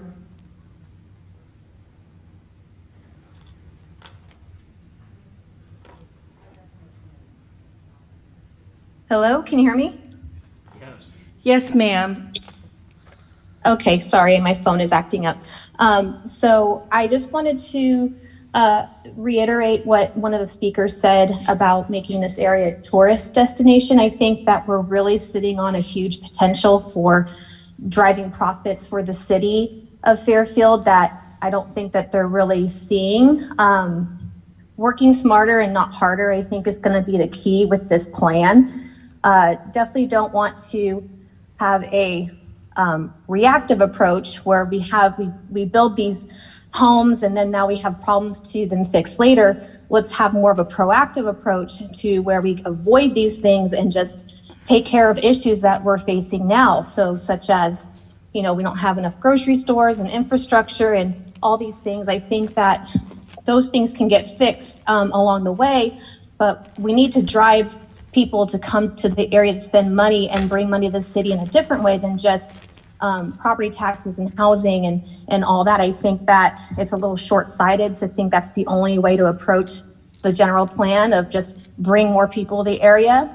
I think it's going to create more problems, and it really needs to have a bigger picture of what the potential for this land could be. I think that don't forget that we were featured on National Geographic in their magazine as Sassoon Valley being the next big wine tourist destination area. And I think that exposure, and we really need to utilize that and just be smart about how we build and develop the area that not only is going to be useful for the residents to keep the area aesthetically pleasing, but also still drive people to the area to spend money. I think that's going to be a better approach, and I hope that the council members will see that and revise the plan to make that happen for us. Thank you. Thank you. Valeria, can you allow the last person to enter for Zoom? Hello. Hi.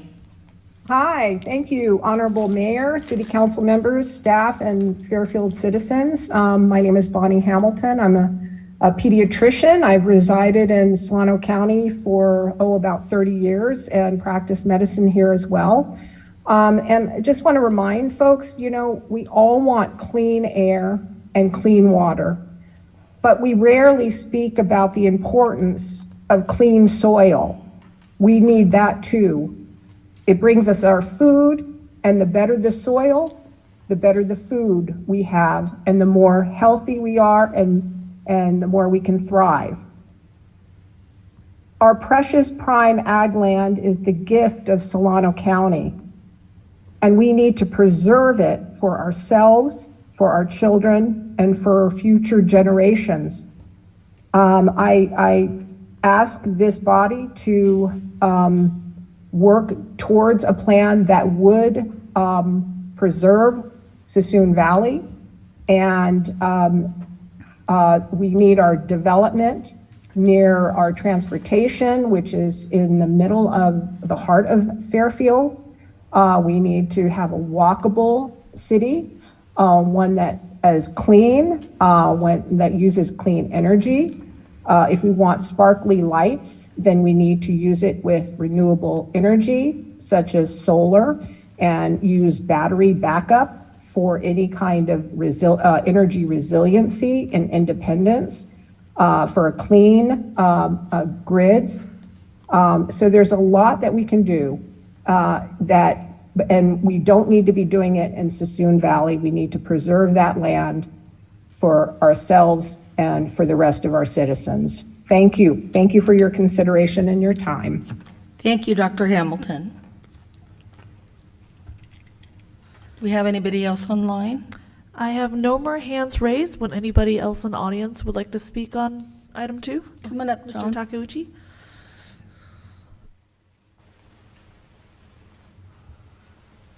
Thank you, Mayor.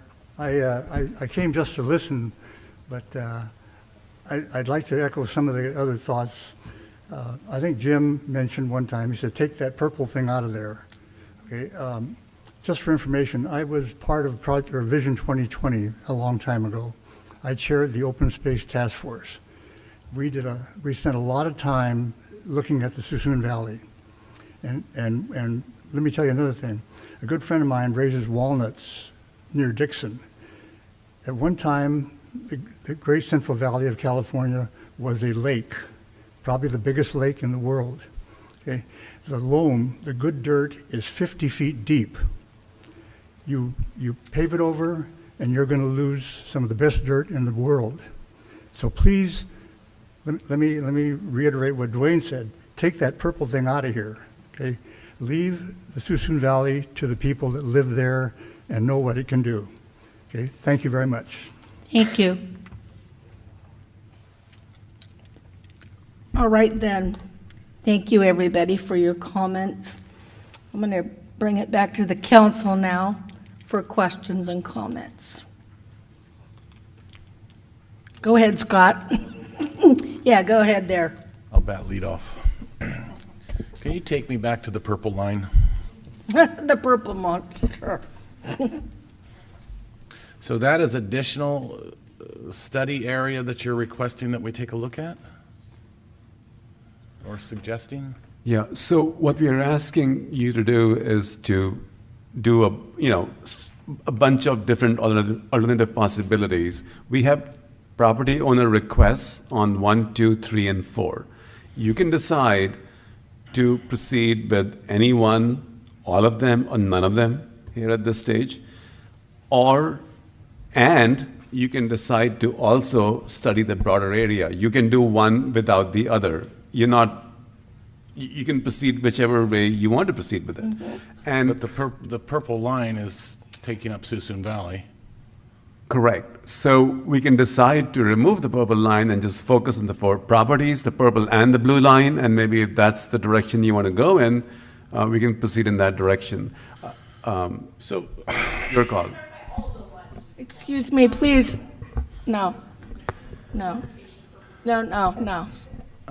Sorry. So 1, 2, 3, and 4 are here because we have the property owner requests, and 1 and 2 also jive with the stars that are shown on the county's land maps. So so this is the map that shows the location of the agricultural tourist center districts. So there are proposals here that are aligned with having a hotel and so on, not residential uses, but hotel and supporting commercial uses that are aligned with what's shown on that map. And the question is that some of those facilities would need city services, such as water and sewer and so on, in order to flourish. If we have a study area and we work with the county in that study area, that could take a while.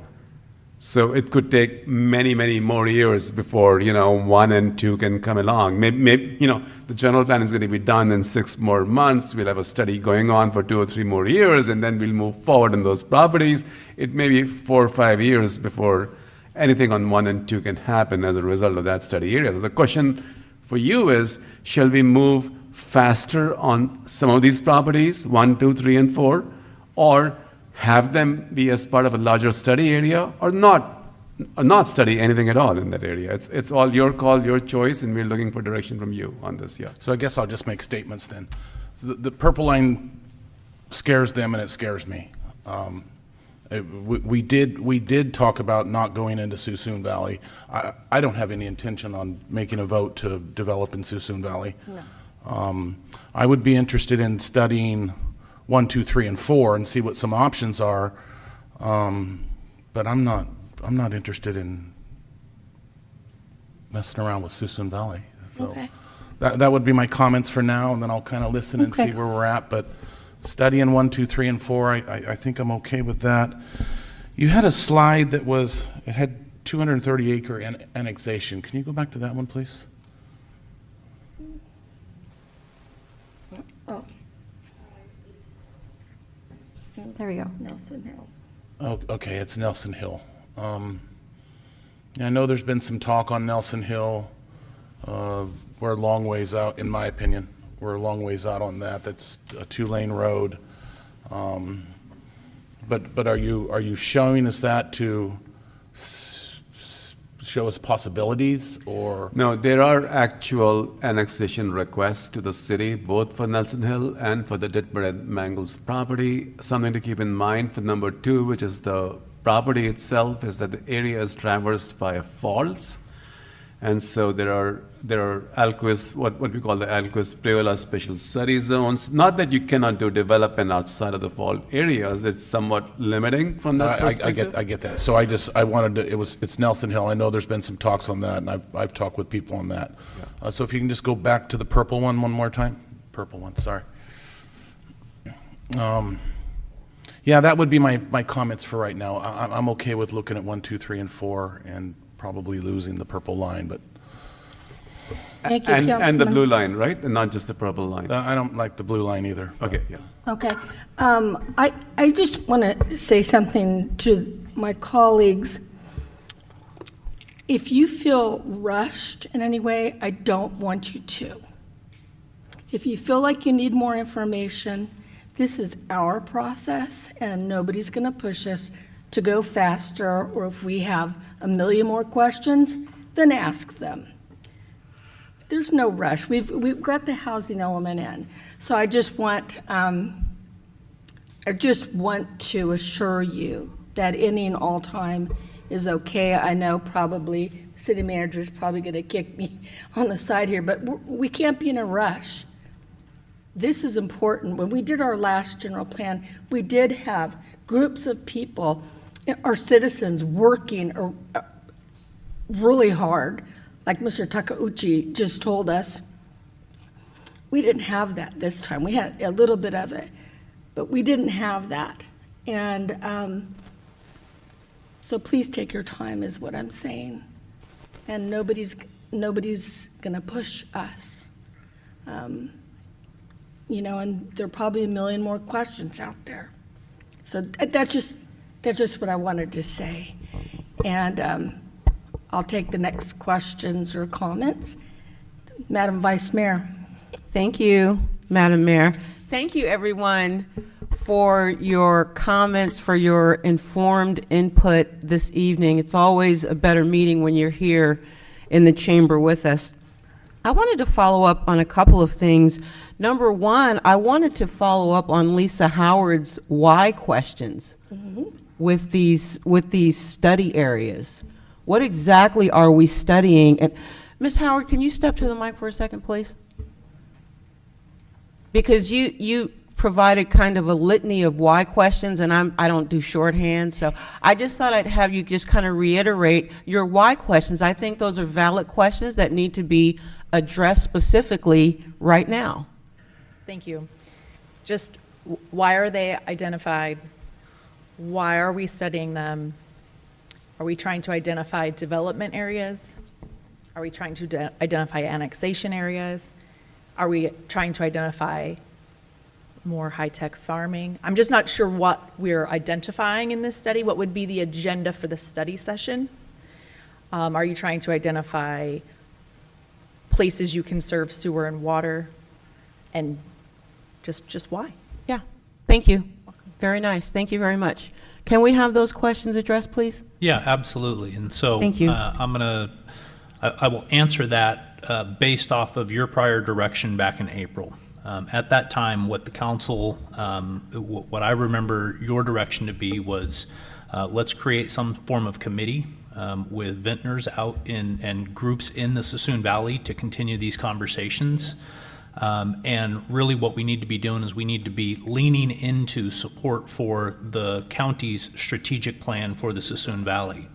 And so since that time, as well as leading up to that, we've had conversations with some of the folks in this room, as well as some that aren't, but are also the ag interests of the Suisun Valley. And so I think what we were really trying to convey here was one of the ways we can approach continuing the process of updating the general plan while still having large areas where there's question marks of what is the city's role. And I think Ms. Howard, when we spoke with you, I tried to frame very clearly that what we're really trying to do is to say, what is the city's role, if any, in the strategic planning process for the Suisun Valley? And recognizing that we already have had an informal request for water service that's already in a use serving specifically the types of uses that are called for in the Suisun Valley strategic plan for the agritourism businesses that are trying to develop out there in support of the wine industry and the wine tourism. And so I think what this tries to relay, and I understand the concern around the massive area that's identified here on a map for you. It's really just an attempt to say, and I think what Rajit was trying to say is, we're looking for guidance from you on how is it that you want us to have these conversations of what, if any, role is the city to play in supporting the agritourism that is desired by the folks out in the Suisun Valley for wine tourism. And so I think the 4 properties, the 1, 2, 3, and 4 that Councilman Tonneson was speaking to, those are areas where there's property owners that have already identified some interest for projects on those properties. 1, 2, and I think 4 are identified within the county's strategic plan for agritourism uses. And so if the council wanted to proceed with setting some form of special study area, what that would do is that would allow some broader, policy considerations, no housing development, whatever you wanted those specific direction to be, to then guide the continuing conversations that we can have with the landowner and the agricultural interests, as well as in partnership with the county, as they are potentially looking at an update to the Suisun Valley strategic plan. And that then, as other decisions are made as a part of the general plan process, would then give staff the direction needed in order to continue to proceed with the studies that are required under the general plan. So continuing with the general plan process, basically with leaving a question mark here to be determined at a later date as we continue to have those conversations. Hopefully that helps. I think that was helpful. I just want to say that I would hope that the city council would be a part of the more robust Suisun Valley strategic plan update, amendment. I'm not sure what that process is going to be or when that's going to happen, but I think for the city of Fairfield to make decisions now without being informed, of the process that the county is going to be going through to update the strategic plan would be kind of maybe an act of futility, maybe counterproductive, maybe not the best use of our resources. In other words, what I'm saying, I'd like to see the city and the county work together. Now, if that's called a study, what is this called again? A study area? I don't know what that's, but I just want to make the point that the strategic plan for Sassoon Valley is very well done. It's very well vetted. It's a comprehensive document that I think was thought through very well. So for us to go recreating the wheel on that is just, I don't think that's a good use of our resources, and I don't think it'll produce the results that we want to see. So county supervisors, I'm on the record now too, with you in the room, saying that I think it's really important that the county and this city council work together to, I think the best way to do it is to update the strategic plan. It's a beautiful document. If you haven't read it, easy to read, very well done.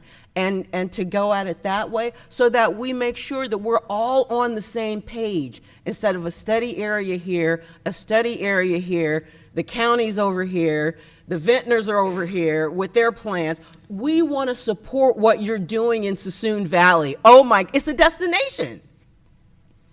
My 21-year-old son and my 24-year-old daughter hang out. They get up Sunday morning going for the music.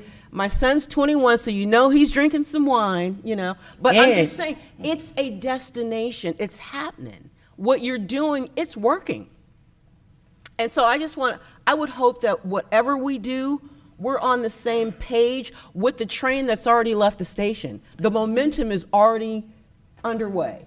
We want to make sure that we're doing what we can do to support that in conjunction with the county. So if that's called a study area or a study group or whatever it's called, bottom line is that's my vision for what I see, hopefully, for the way that we're going to engage this moving forward.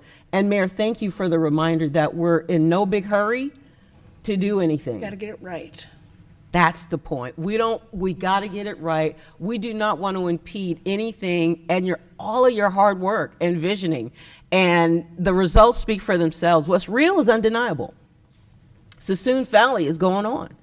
And so we want to just make sure that what we do continues to support that momentum. Those are my comments. Thank Thanks. you, Madam Vice Mayor. Yes, Sir? I have a question for the Yes. city manager, especially. Myself, the city manager, and Kate Patrice, we got a little extra schooling on a lot of these areas, and we know that the soil isn't the same throughout the Sassoon Valley as well. There's some places that are more fertile than others, and like was spoken to earlier, how deep it is. I'm very familiar with Sassoon Valley. I grew up in Sassoon Valley. I cut fruit out there when I was 12 years old. I probably walked most square footage of it. But my question is on the Hale Ranch area. With all the tourism that we want to bring and the future from the people that live there all the way into Fairfield City itself, pretty much would like the same thing, it sounds like to me. And it is a gem. The Sassoon Valley is a gem. If we annex area out here, we'll have developers will much more want to be focused on that area than the areas we want them to focus on North Texas. It's like we discussed, it's a lot cheaper to build new than it is to redevelop. So I think we got to be careful on that. But there's one area, if you wouldn't mind bringing up, that has the South Study area, 4 and 3. Now, the Hale Ranch area 3, right there we have the Cordelia Winery and Simus Vineyards. Can you explain, just so we have on record, what is it exactly they do at that facility at Simus? At Camus, Camus. yeah, Cordelia Winery. It's a wine production facility. Production facility, exactly. Correct. Yes. And what they do there? Produce wine. Gallons, right? It's not like a little tasting room. Yeah, it's what, 500,000 gallons? 500,000 gallons of wine. Up to. Yeah. Yeah, there's no tasting there. Right, I understand. So if we develop this area and that, is it gonna be necessary to have more places like this? One of the property owners that we spoke to said yes, that there's probably support. Now, I know Ms. Howard, when she just spoke under public comment, said one more. One of the other property owners that's a vintner spoke about two more, and I think he was using numbers up to 200,000 gallons. And then, it was a whole bunch of others. And so that's one of the concepts of plausible use in that area would be that type of production facilities. And those facilities would pretty much be a necessity to the vision that we see in Susan Valley, future vision. Would that be safe to say? I mean, I would let the vintners speak to that more so than us. I'm just relaying what was told to us as we went out and tried to engage more with some of the vintners. Mr. Leland, is it? I just want to clarify, we're permitted currently for 5 million gallons at Cordelia? Yes. We're approaching that in the next year or two? How many employers do you have? Employees, rather. Totally including field workers, in the neighborhood of 300, about a little over 100 at the plant currently. Okay. Thank you. So just putting it out there, does Fairfield have any other areas that they can grow in that direction for heavily produced product from Susan Valley? Is there any other areas so any other lands that could be utilized for that type of production? Right now, I mean, this is a prime location for those types of uses. And you're talking about Hale Ranch. I'm talking about number 3 that's on the screen right now. We of course have other industrial properties that are being developed right now. Most of that's warehousing, distribution, some potential for manufacturing. And I think the concept there would be to create some form of policies, if the council wanted to move forward on that with 3, would be to create very specific policies that are for food and beverage technologies or manufacturing, with a particular emphasis in supporting wine production from the valley, and to make that process easy for any potential wineries that may want to come in there. So we could say we like 3, but it's only for this specific use. Correct. Okay, I just wanted to clarify. Mm-hmm. Anybody else?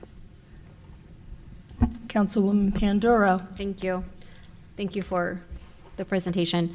I agree. I echo my colleagues' sentiments around the purple area, because I was also looking at the maps in the back regarding we have been shown earlier around about farmland, and I see that most of that land, is considered prime farmland. And I agree that we need to work with the county. I think that we always talk about Napa Valley, and to me, I always wonder as well, was it the county and then the city and the city and the county, and who was it built for, and who benefits from it?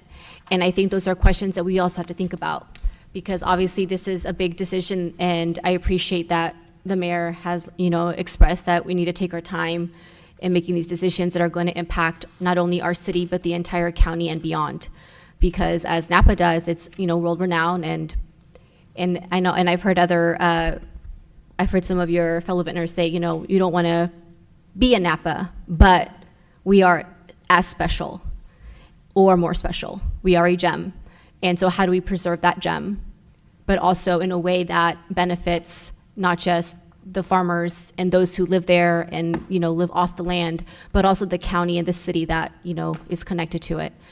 And so I think it's really important that we do work together. I know I've shared this before, that, I was raised here. My grandparents were farm laborers. They cut fruit over there at that shed by Camus. And so to me, it's important to preserve what we have out in that valley. And so I'm willing to, be on board with taking our time to make sure that we make the right choices so that we can, look back and be proud of the decisions that we made, that we have something to show our children, our grandchildren in the future. So Those are my remarks. Thank you, Thank you, Councilwoman. And Councilwoman Williams. Thank you, Mayor.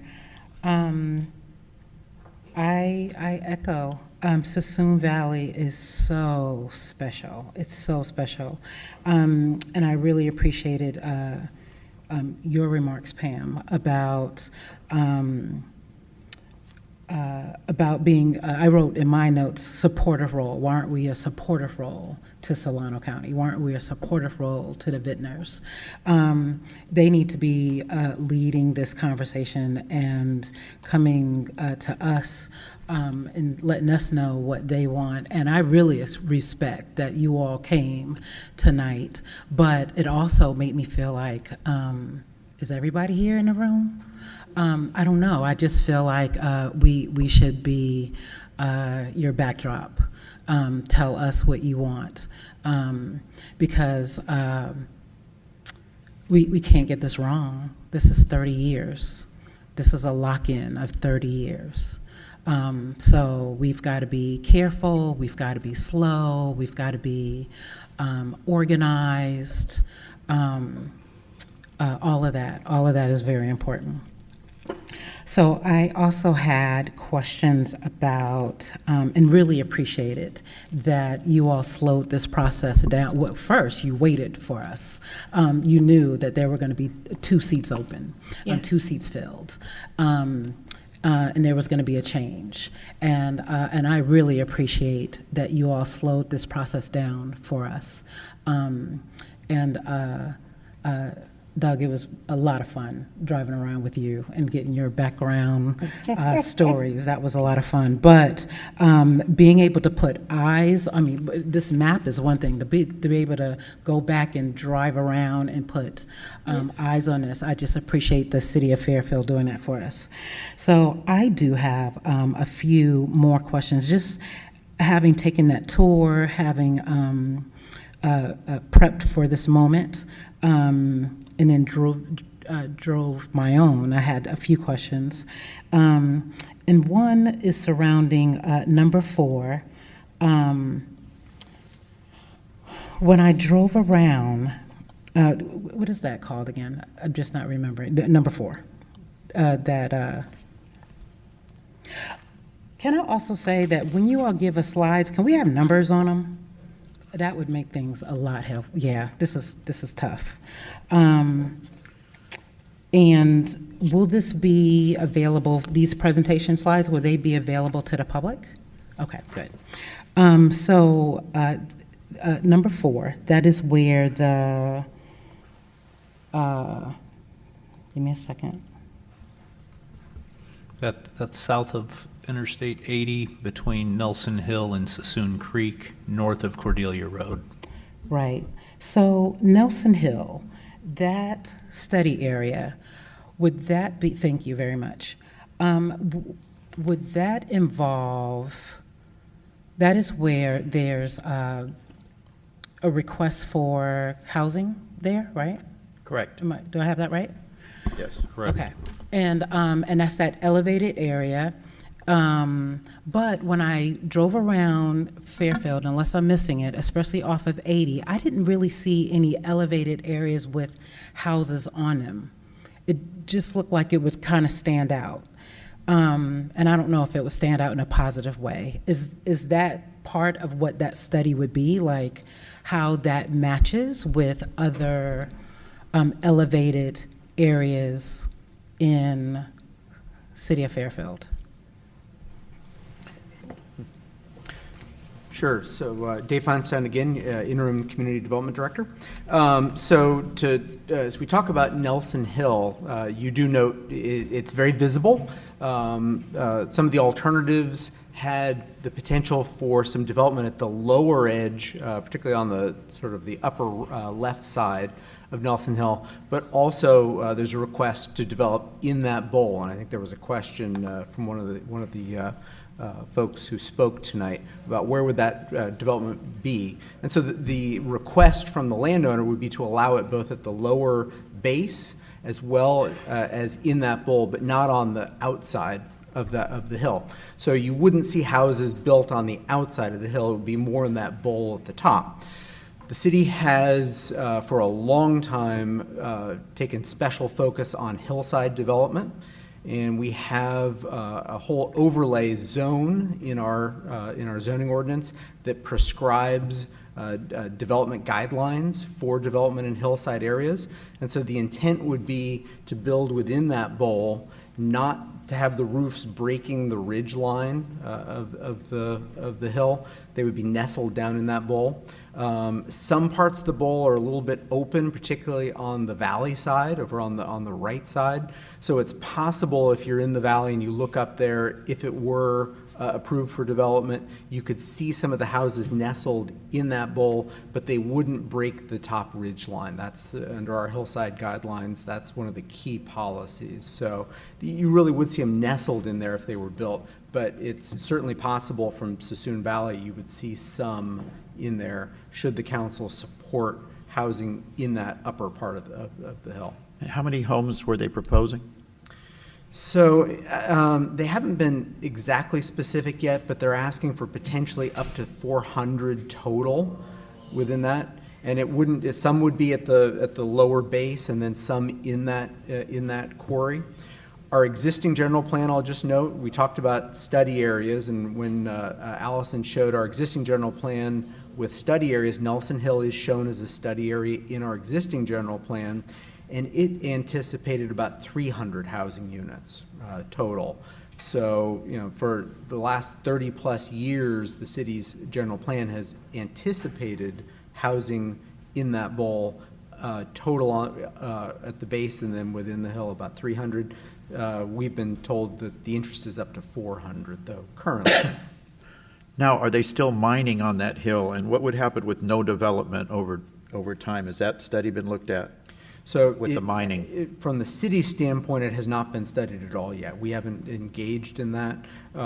There is an active mine permit for that area, and so that permit would have to be closed. I'm sure, we at the city, we don't deal with mines and those issues really at all. So that's something as a part of any plan for Nelson Hill, we would have to look at really closely.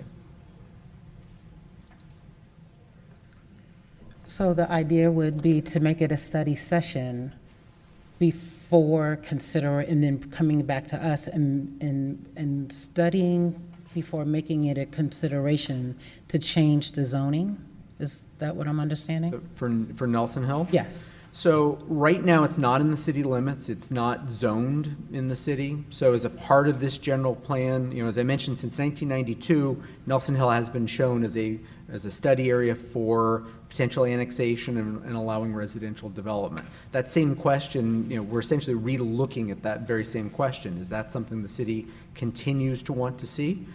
Are you interested in supporting, studying and showing potential for housing in that area, or are you not? And so that's the question essentially before you that we're looking for direction, at least as regards to Nelson Hill. And would that give us the biggest jump to get us closer to a grocery store? To include the potential growth plus Yeah, I think this? within the Cordelia area of any of the potential areas for housing, that's the single biggest one, yes. And I don't remember who brought it up, but I had a question also surrounding our huge amount of tourism coming into Sassoon Valley. Why isn't that part of the consideration and the numbers to get us to another grocery store? And right off of 80, people coming and going to Sacramento, going here and there, and that being a kind of a pit stop.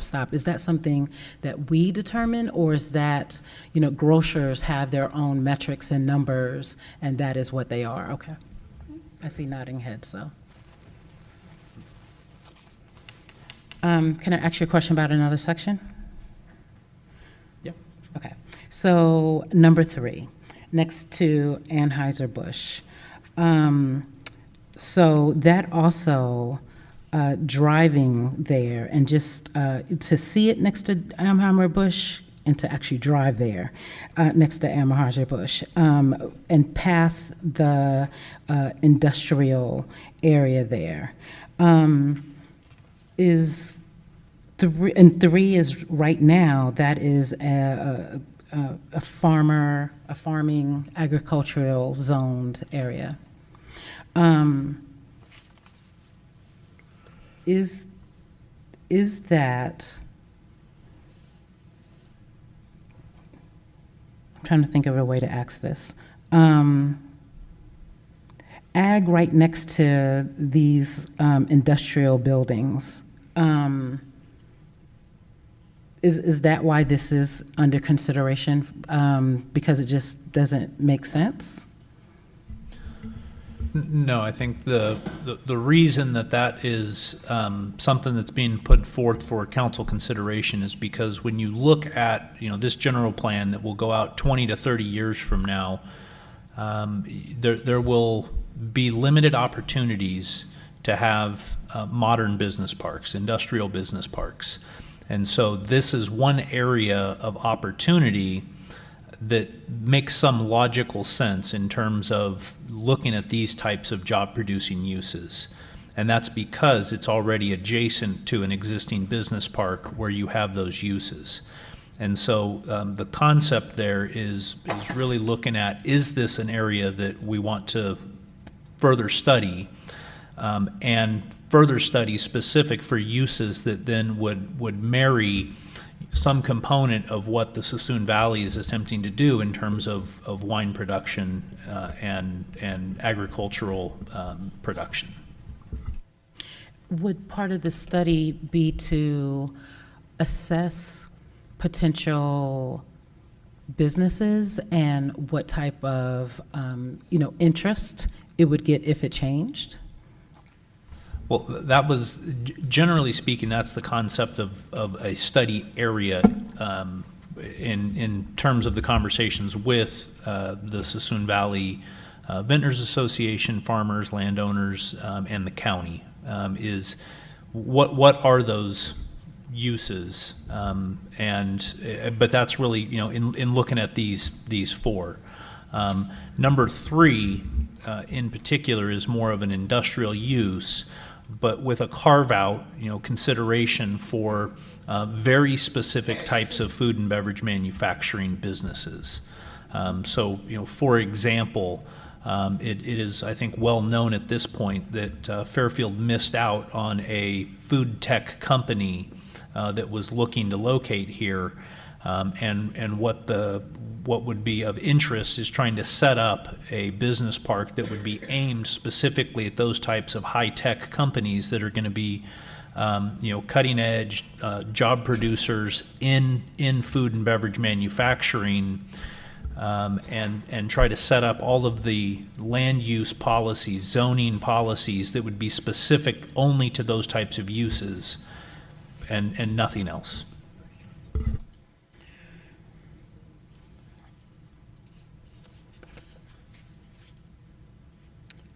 I have a few more questions. So on slide unknown, but says planning for the next 30 years, the balance of jobs and employment's ratio, there are numbers for existing industrial, office, and retail, and growth. Are these numbers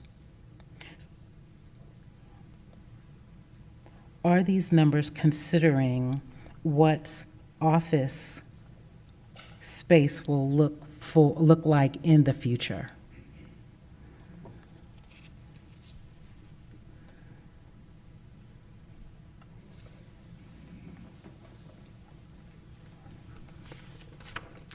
So these estimates were derived from our economic study available as part of the existing conditions report. They represent a range of office projections, though I don't know if they speak to office considerations in the wake of COVID. Yeah, and our Fairfield has a jobs shortage, so to say, when we compare the jobs and employed residents. So one of the first things that we had heard in both the visioning process and from you, the council, during the brainstorming session is we're looking for economic development. We're looking for more job opportunities within the city to have some kind of a jobs housing balance. And I think some of the biggest opportunities we have are not in traditional office jobs, especially given the fact that that market is not hugely positive right now. Our opportunity is in the food processing, in the industrial kind of businesses. And I think that's where we're looking to make some headway, in the process. And another thing I want to point out is that our current industrial zoning designation does not fully distinguish between different kinds of industrial uses. So once we allow industrial uses, it could be anything from warehouses to food manufacturing to something else. So one of the things we are looking to do as part of this process is to have greater designation, language in there to be very, very specific and directive in terms of what we want to see specifically in terms of uses. So there may be a place for warehousing uses somewhere in the city, but this is not the place for that. And I think we need to be very intentional if we're proceeding with this as to what we anticipate seeing happening here. And this is something we are seeing more and more in other cities as well, which are faced with the onslaught of warehousing uses, to be parsing through those uses very carefully and saying, when we mean industrial, we actually just finished the City of Napa general plan, and we get into maker, that are directed towards local industries versus warehousing versus manufacturing and so on. So I am not suggesting we proceed in this area, but even if we were to proceed in this area, it has to be a combination of land where it goes, but also very specific policy direction in terms of the kinds of uses we want to see, whether they would be supportive of local agricultural production we have in here, but also what it may look like, feel like, how it fits in the overall landscape or what exists out there. We'll have to be intentional at multiple levels. And it'll have to be a continuing dialogue as we go along. It's not going to be just done, just we say, well, 3 is good and 4 is not, or whatever. I think we'll need to continue working on the policies with that. Are there areas within 3 and within 4 we need to focus on? Even if you give us direction, what does it look like? What does it seem like from the freeway? How does it meld with other? So it'll happen over the next year as part of a continuing dialogue. I don't think it's just like snap your finger and done kind of a process. What we're really looking from you is direction on how to proceed with these. Do we undertake a dialogue? You can say, well, forget about the purple line and the blue line. Our policy direction is that the city and the county work together collaboratively on the specific plan, regardless of what the boundary of that specific plan might be. I think the reason we carved out this area is that the city is clearly saying, well, we do know that that plan, if you want to call it up, that has the stars in it, goes well beyond these areas. And under no circumstance is the city going to be, providing services to something that's so far off, sitting in the distance, out in the north, and so on. If anything, at the most, we are thinking about maybe enabling those uses, providing water, sewer, police, fire, whatever be the services, to some areas that are directly next to us. And that's the point of studying those areas. But we are absolutely happy to take, direction from you. Whether a line should be drawn or not for a study area, it can just be a verbal direction to proceed with a collaboration on the entirety or whatever be the specific plan area, and then proceed more firmly with any one of the 1, 2, 3, 4, in that manner. So, it's your call, and we're looking for direction from you, yeah. Councilwoman, did you have more questions? I just have one more question. Okay. And it is surrounding outreach. So we just got all this feedback, and I do remember watching on Zoom when there was a lot of feedback 1.5 years ago.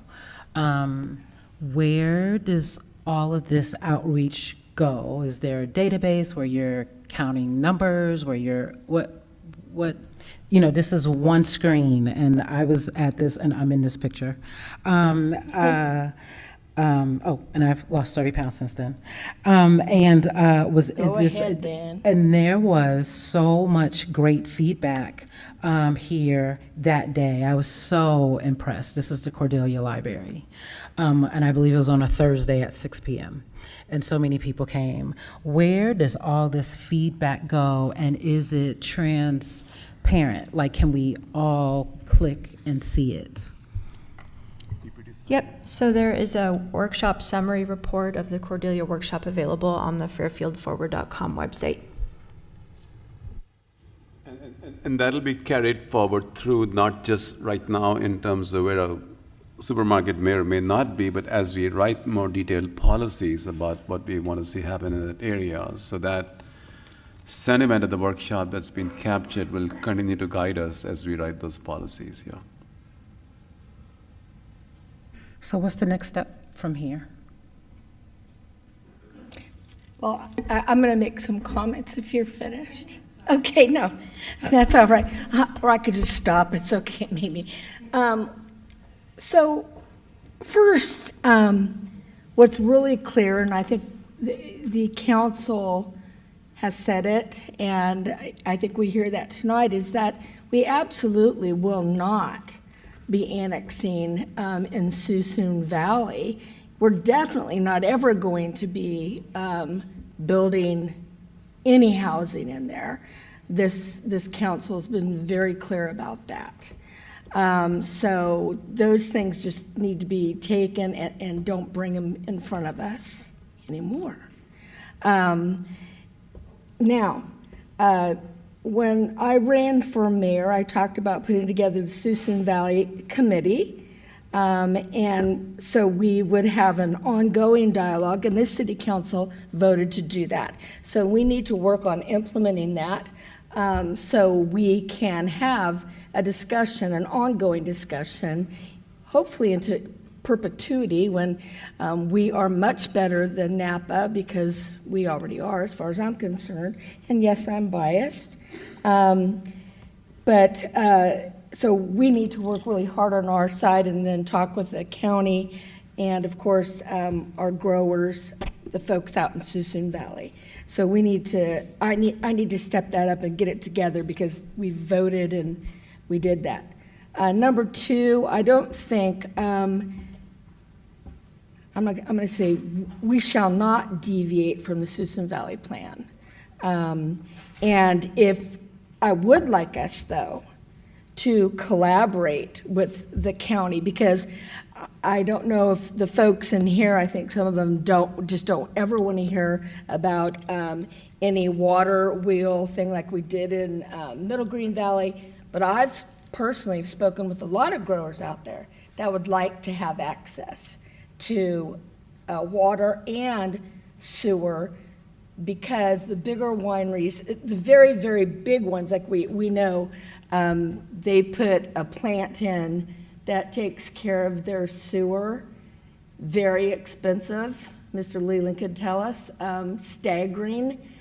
We want to keep stuff out of the dirt, that is prime dirt, and putting sewer individually everywhere is no good. And septic. So, I think that's something that we should talk about in this committee, and see what we want to do environmentally. I mean, that's a question that we must, if we're looking down the road at our grandchildren, great-grandchildren, all the way down past the time that we will be at least here. What do we want to do? We know we want to preserve the valley. We know that we want to keep things pristine, and we want growers to be able to live and make it. We've changed a lot over very many years, and sometimes, and also we haven't changed much. So the city needs to be a partner, and if the county and the growers tell us to zip it, then I think that's what we need to do. Now, one thing that we have to remember is that, and I don't like this at all, that the RENA numbers, when we're talking about growing with housing, you know, we are mandated to do that. We are not mandated to do it anywhere but inside a city. So the county has its own numbers, and you'll have to talk to the supervisors about that, where that housing goes, because there will be housing in the county. But I don't know what those numbers are, but they could tell you more about that. But as for us, we're mandated to do some things, and so when we talk about traffic in schools, and I'm talking about in the Cordelia area, we're in between a rock and a hard place. I like to say, I'm going to just say, I like to give them the middle finger.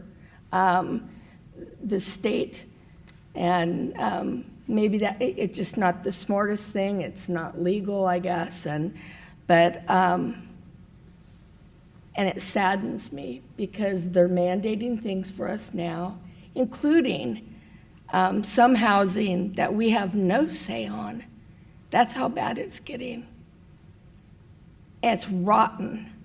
And so everybody here, it would be great for you guys to send a little nasty grams up to our state legislators and let them know. You know, we're really getting tired of it.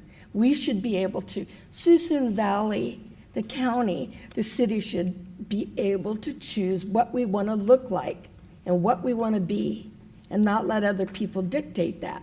But that's what happens. But we've been very clear. We're all about supporting Suisun Valley and keeping it the way it is, but so people out there can make money and survive. And that's been difficult for very many farmers for a long, long time. I grew up out there. And with my husband, he also grew up out there. And my family were field workers out there. So I get it. And I know that all of my colleagues do, with very good questions. Now, I think that I am very interested in, when we're talking about industrial areas, to get down to the nitty-gritty, because I'm really tired of those big old ugly warehouses. I don't want anything like that again. That seemed to come up, and it's sickening is what it is. So I think we need to get down to specifics and get greater distinction with that. So what do we want? What can we do in the industrial areas? You know, we process wines, other foods, you know, that kind of thing, food and beverage. So I think that's something that we should really look at. And then I also think that for the whole thing in general, we should be collaborating with the county. I also, like Councilman Tonneson, and I think some others, I don't mind studying 1, 2, 3, and 4. Purple is off limits, and I think that's enough of me droning on. Oh, one last thing. We need to get, you know, these house tops and this kind of stuff. I mean, the grocers know better than we do, but gosh darn it, you know, Cordelia needs some things, and we need to figure out where we're going to put it out there for them. We need to figure out where we're going to put some more little places for them to eat, to buy some things, you know. It's too much. I mean, I don't want to hurt anybody's feelings, but if I were way back when, sorry, Jim, I wouldn't have built your house. I would not have done that. I would have not developed that area.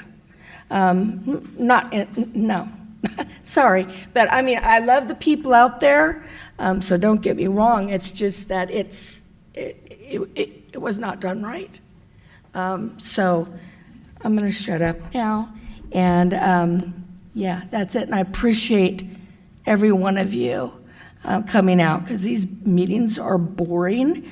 You know, they can be, and they're torturous.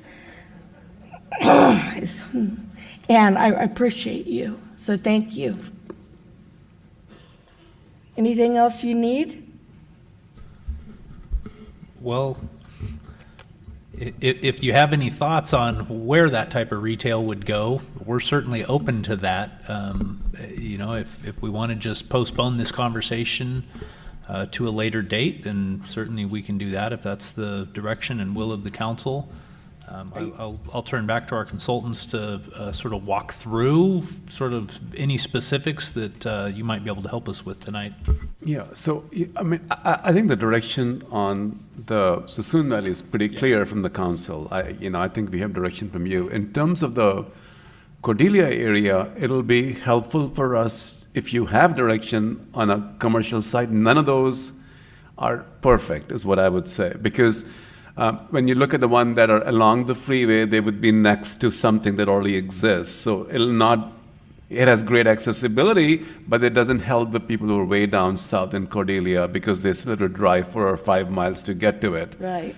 So 1 and 3 are good from that perspective. 4 is sort of out there with the faults. It could be a great park site, for example, but we're not sure if it's a great, neighborhood commercial site, I thought it would be a good park, maybe, but Yeah.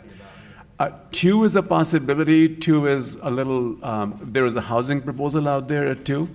That's the Sino-owned property, if I can say the developer's name. I'm not, they want to do housing out there. The area is zoned for commercial offices and so on. Is that the old truck stop? Is that what? No. No. Okay, you're talking about. So it's currently like the access ramp, but that'll be reconfigured when the blue line goes through. So the parcel is going to be cut a little differently on both sides.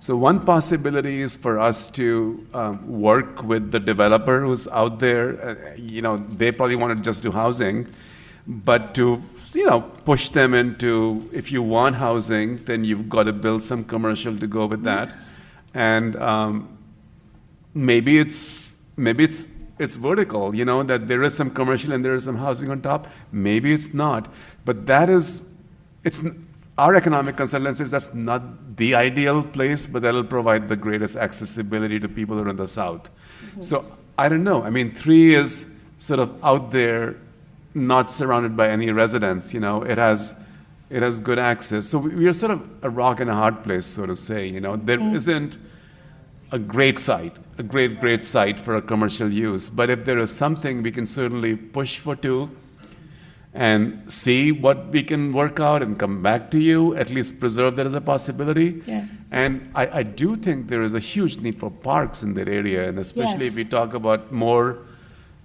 housing out there. So with your kind permission, we can look at 4 and see if there's a possibility of working in a slightly larger park in that area,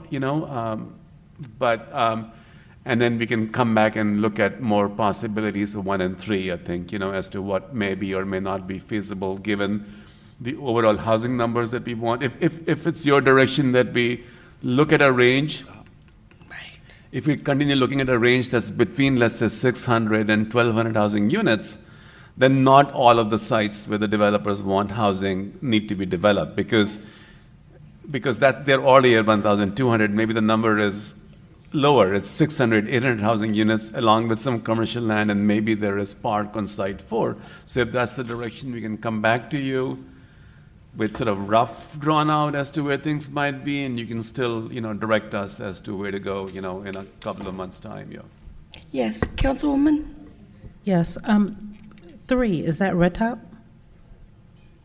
that's back to that. Yeah, that's where Red Top, yep, that's where Red Top connects to Interstate 80. Okay, so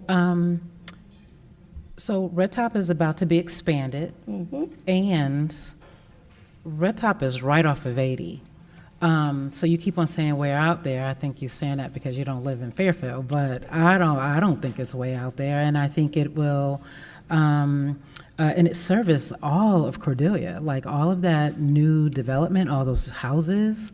I don't know, that doesn't seem like a reach to me for you to just kind of make some inquiries, kind of dig a little deeper. Just I didn't catch the question. I got it that you were looking at number 3, right? It is next to the freeway, so the housing is less desirable out there because of the noise and air pollution from the freeway, yeah. Oh, I thought we were talking about grocery stores. We are. Talking about what? Yeah, but what she's saying is, It's not that I don't far want to put words in your mouth, Councilwoman Williams, but what I think she's saying, what I heard was, out of the sites that are identified on this map, in her opinion, Site 3 would be the best to look at some sort of commercial retail center, grocery anchored, because of its proximity to Interstate 80. It creates that buffer between the freeway and any residential uses. And because of the expansion of Red Top Road to 4 lanes, will create much better connectivity with all of those residents that live south of 80.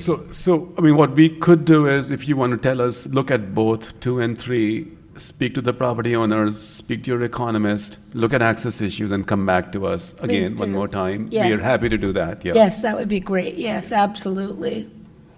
And then for some park in there. Okay. Yes. Yeah, okay. So I think overall we have good direction from you. I just want to summarize that on the Suisun Valley area, the purple line is out, the blue line is out. We are looking at a finite set of 1, 2, 3, 4 as to what the possibilities might be in that area, with intention as to what the possibilities might be. Separate from that, you want to see a Suisun Valley committee that'll jointly work on a bigger plan for the area where the city and the county will collaborate. And I think we have direction from you on the Cordelia area to be looking at some housing that's somewhere between 600 and 1,200, and between 2 and 3 for a neighborhood commercial center, and 4 being park, right? So, yes. Okay. That's all right. very clear. Thank very you. good. Yeah. Before we adjourn, I did want to. Wait, who's talking? Oh, it was me. I'm sorry. Oh. Sorry. I was like, that voice doesn't sound that familiar, kind of. About what will be happening along Business Center Drive, because there are a number of property owner requests for changes. This area is primarily a office and business park cluster, but what is the future vision for what land uses look like in this area? Should there be any housing along Business Center Drive? Should there be conversions, no warehousing? What is the council direction for what happens along Business Center Drive? We don't see any more warehouses, and I don't know on Business Center Drive. Let me see. Let me look here for a second. So along here? Yeah. I think that we're going to need to think about that and answer you later.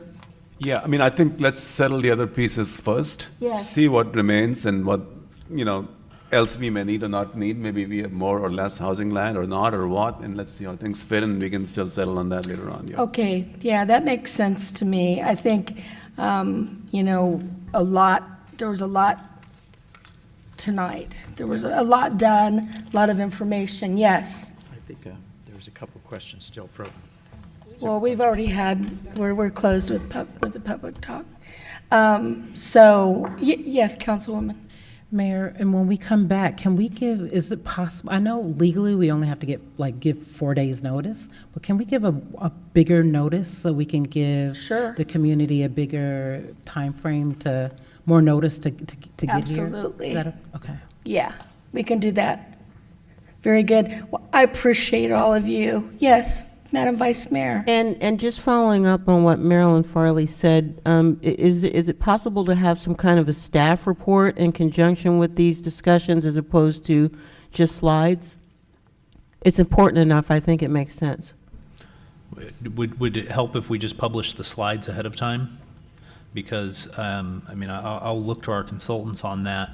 But the intent of the study sessions is more to generate conversation amongst the council, and Right, as we're but- looking for direction.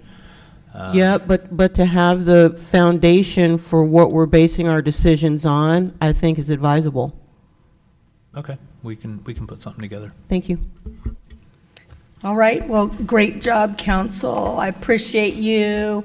Thank you, everybody. And that's it. We're going to close the meeting.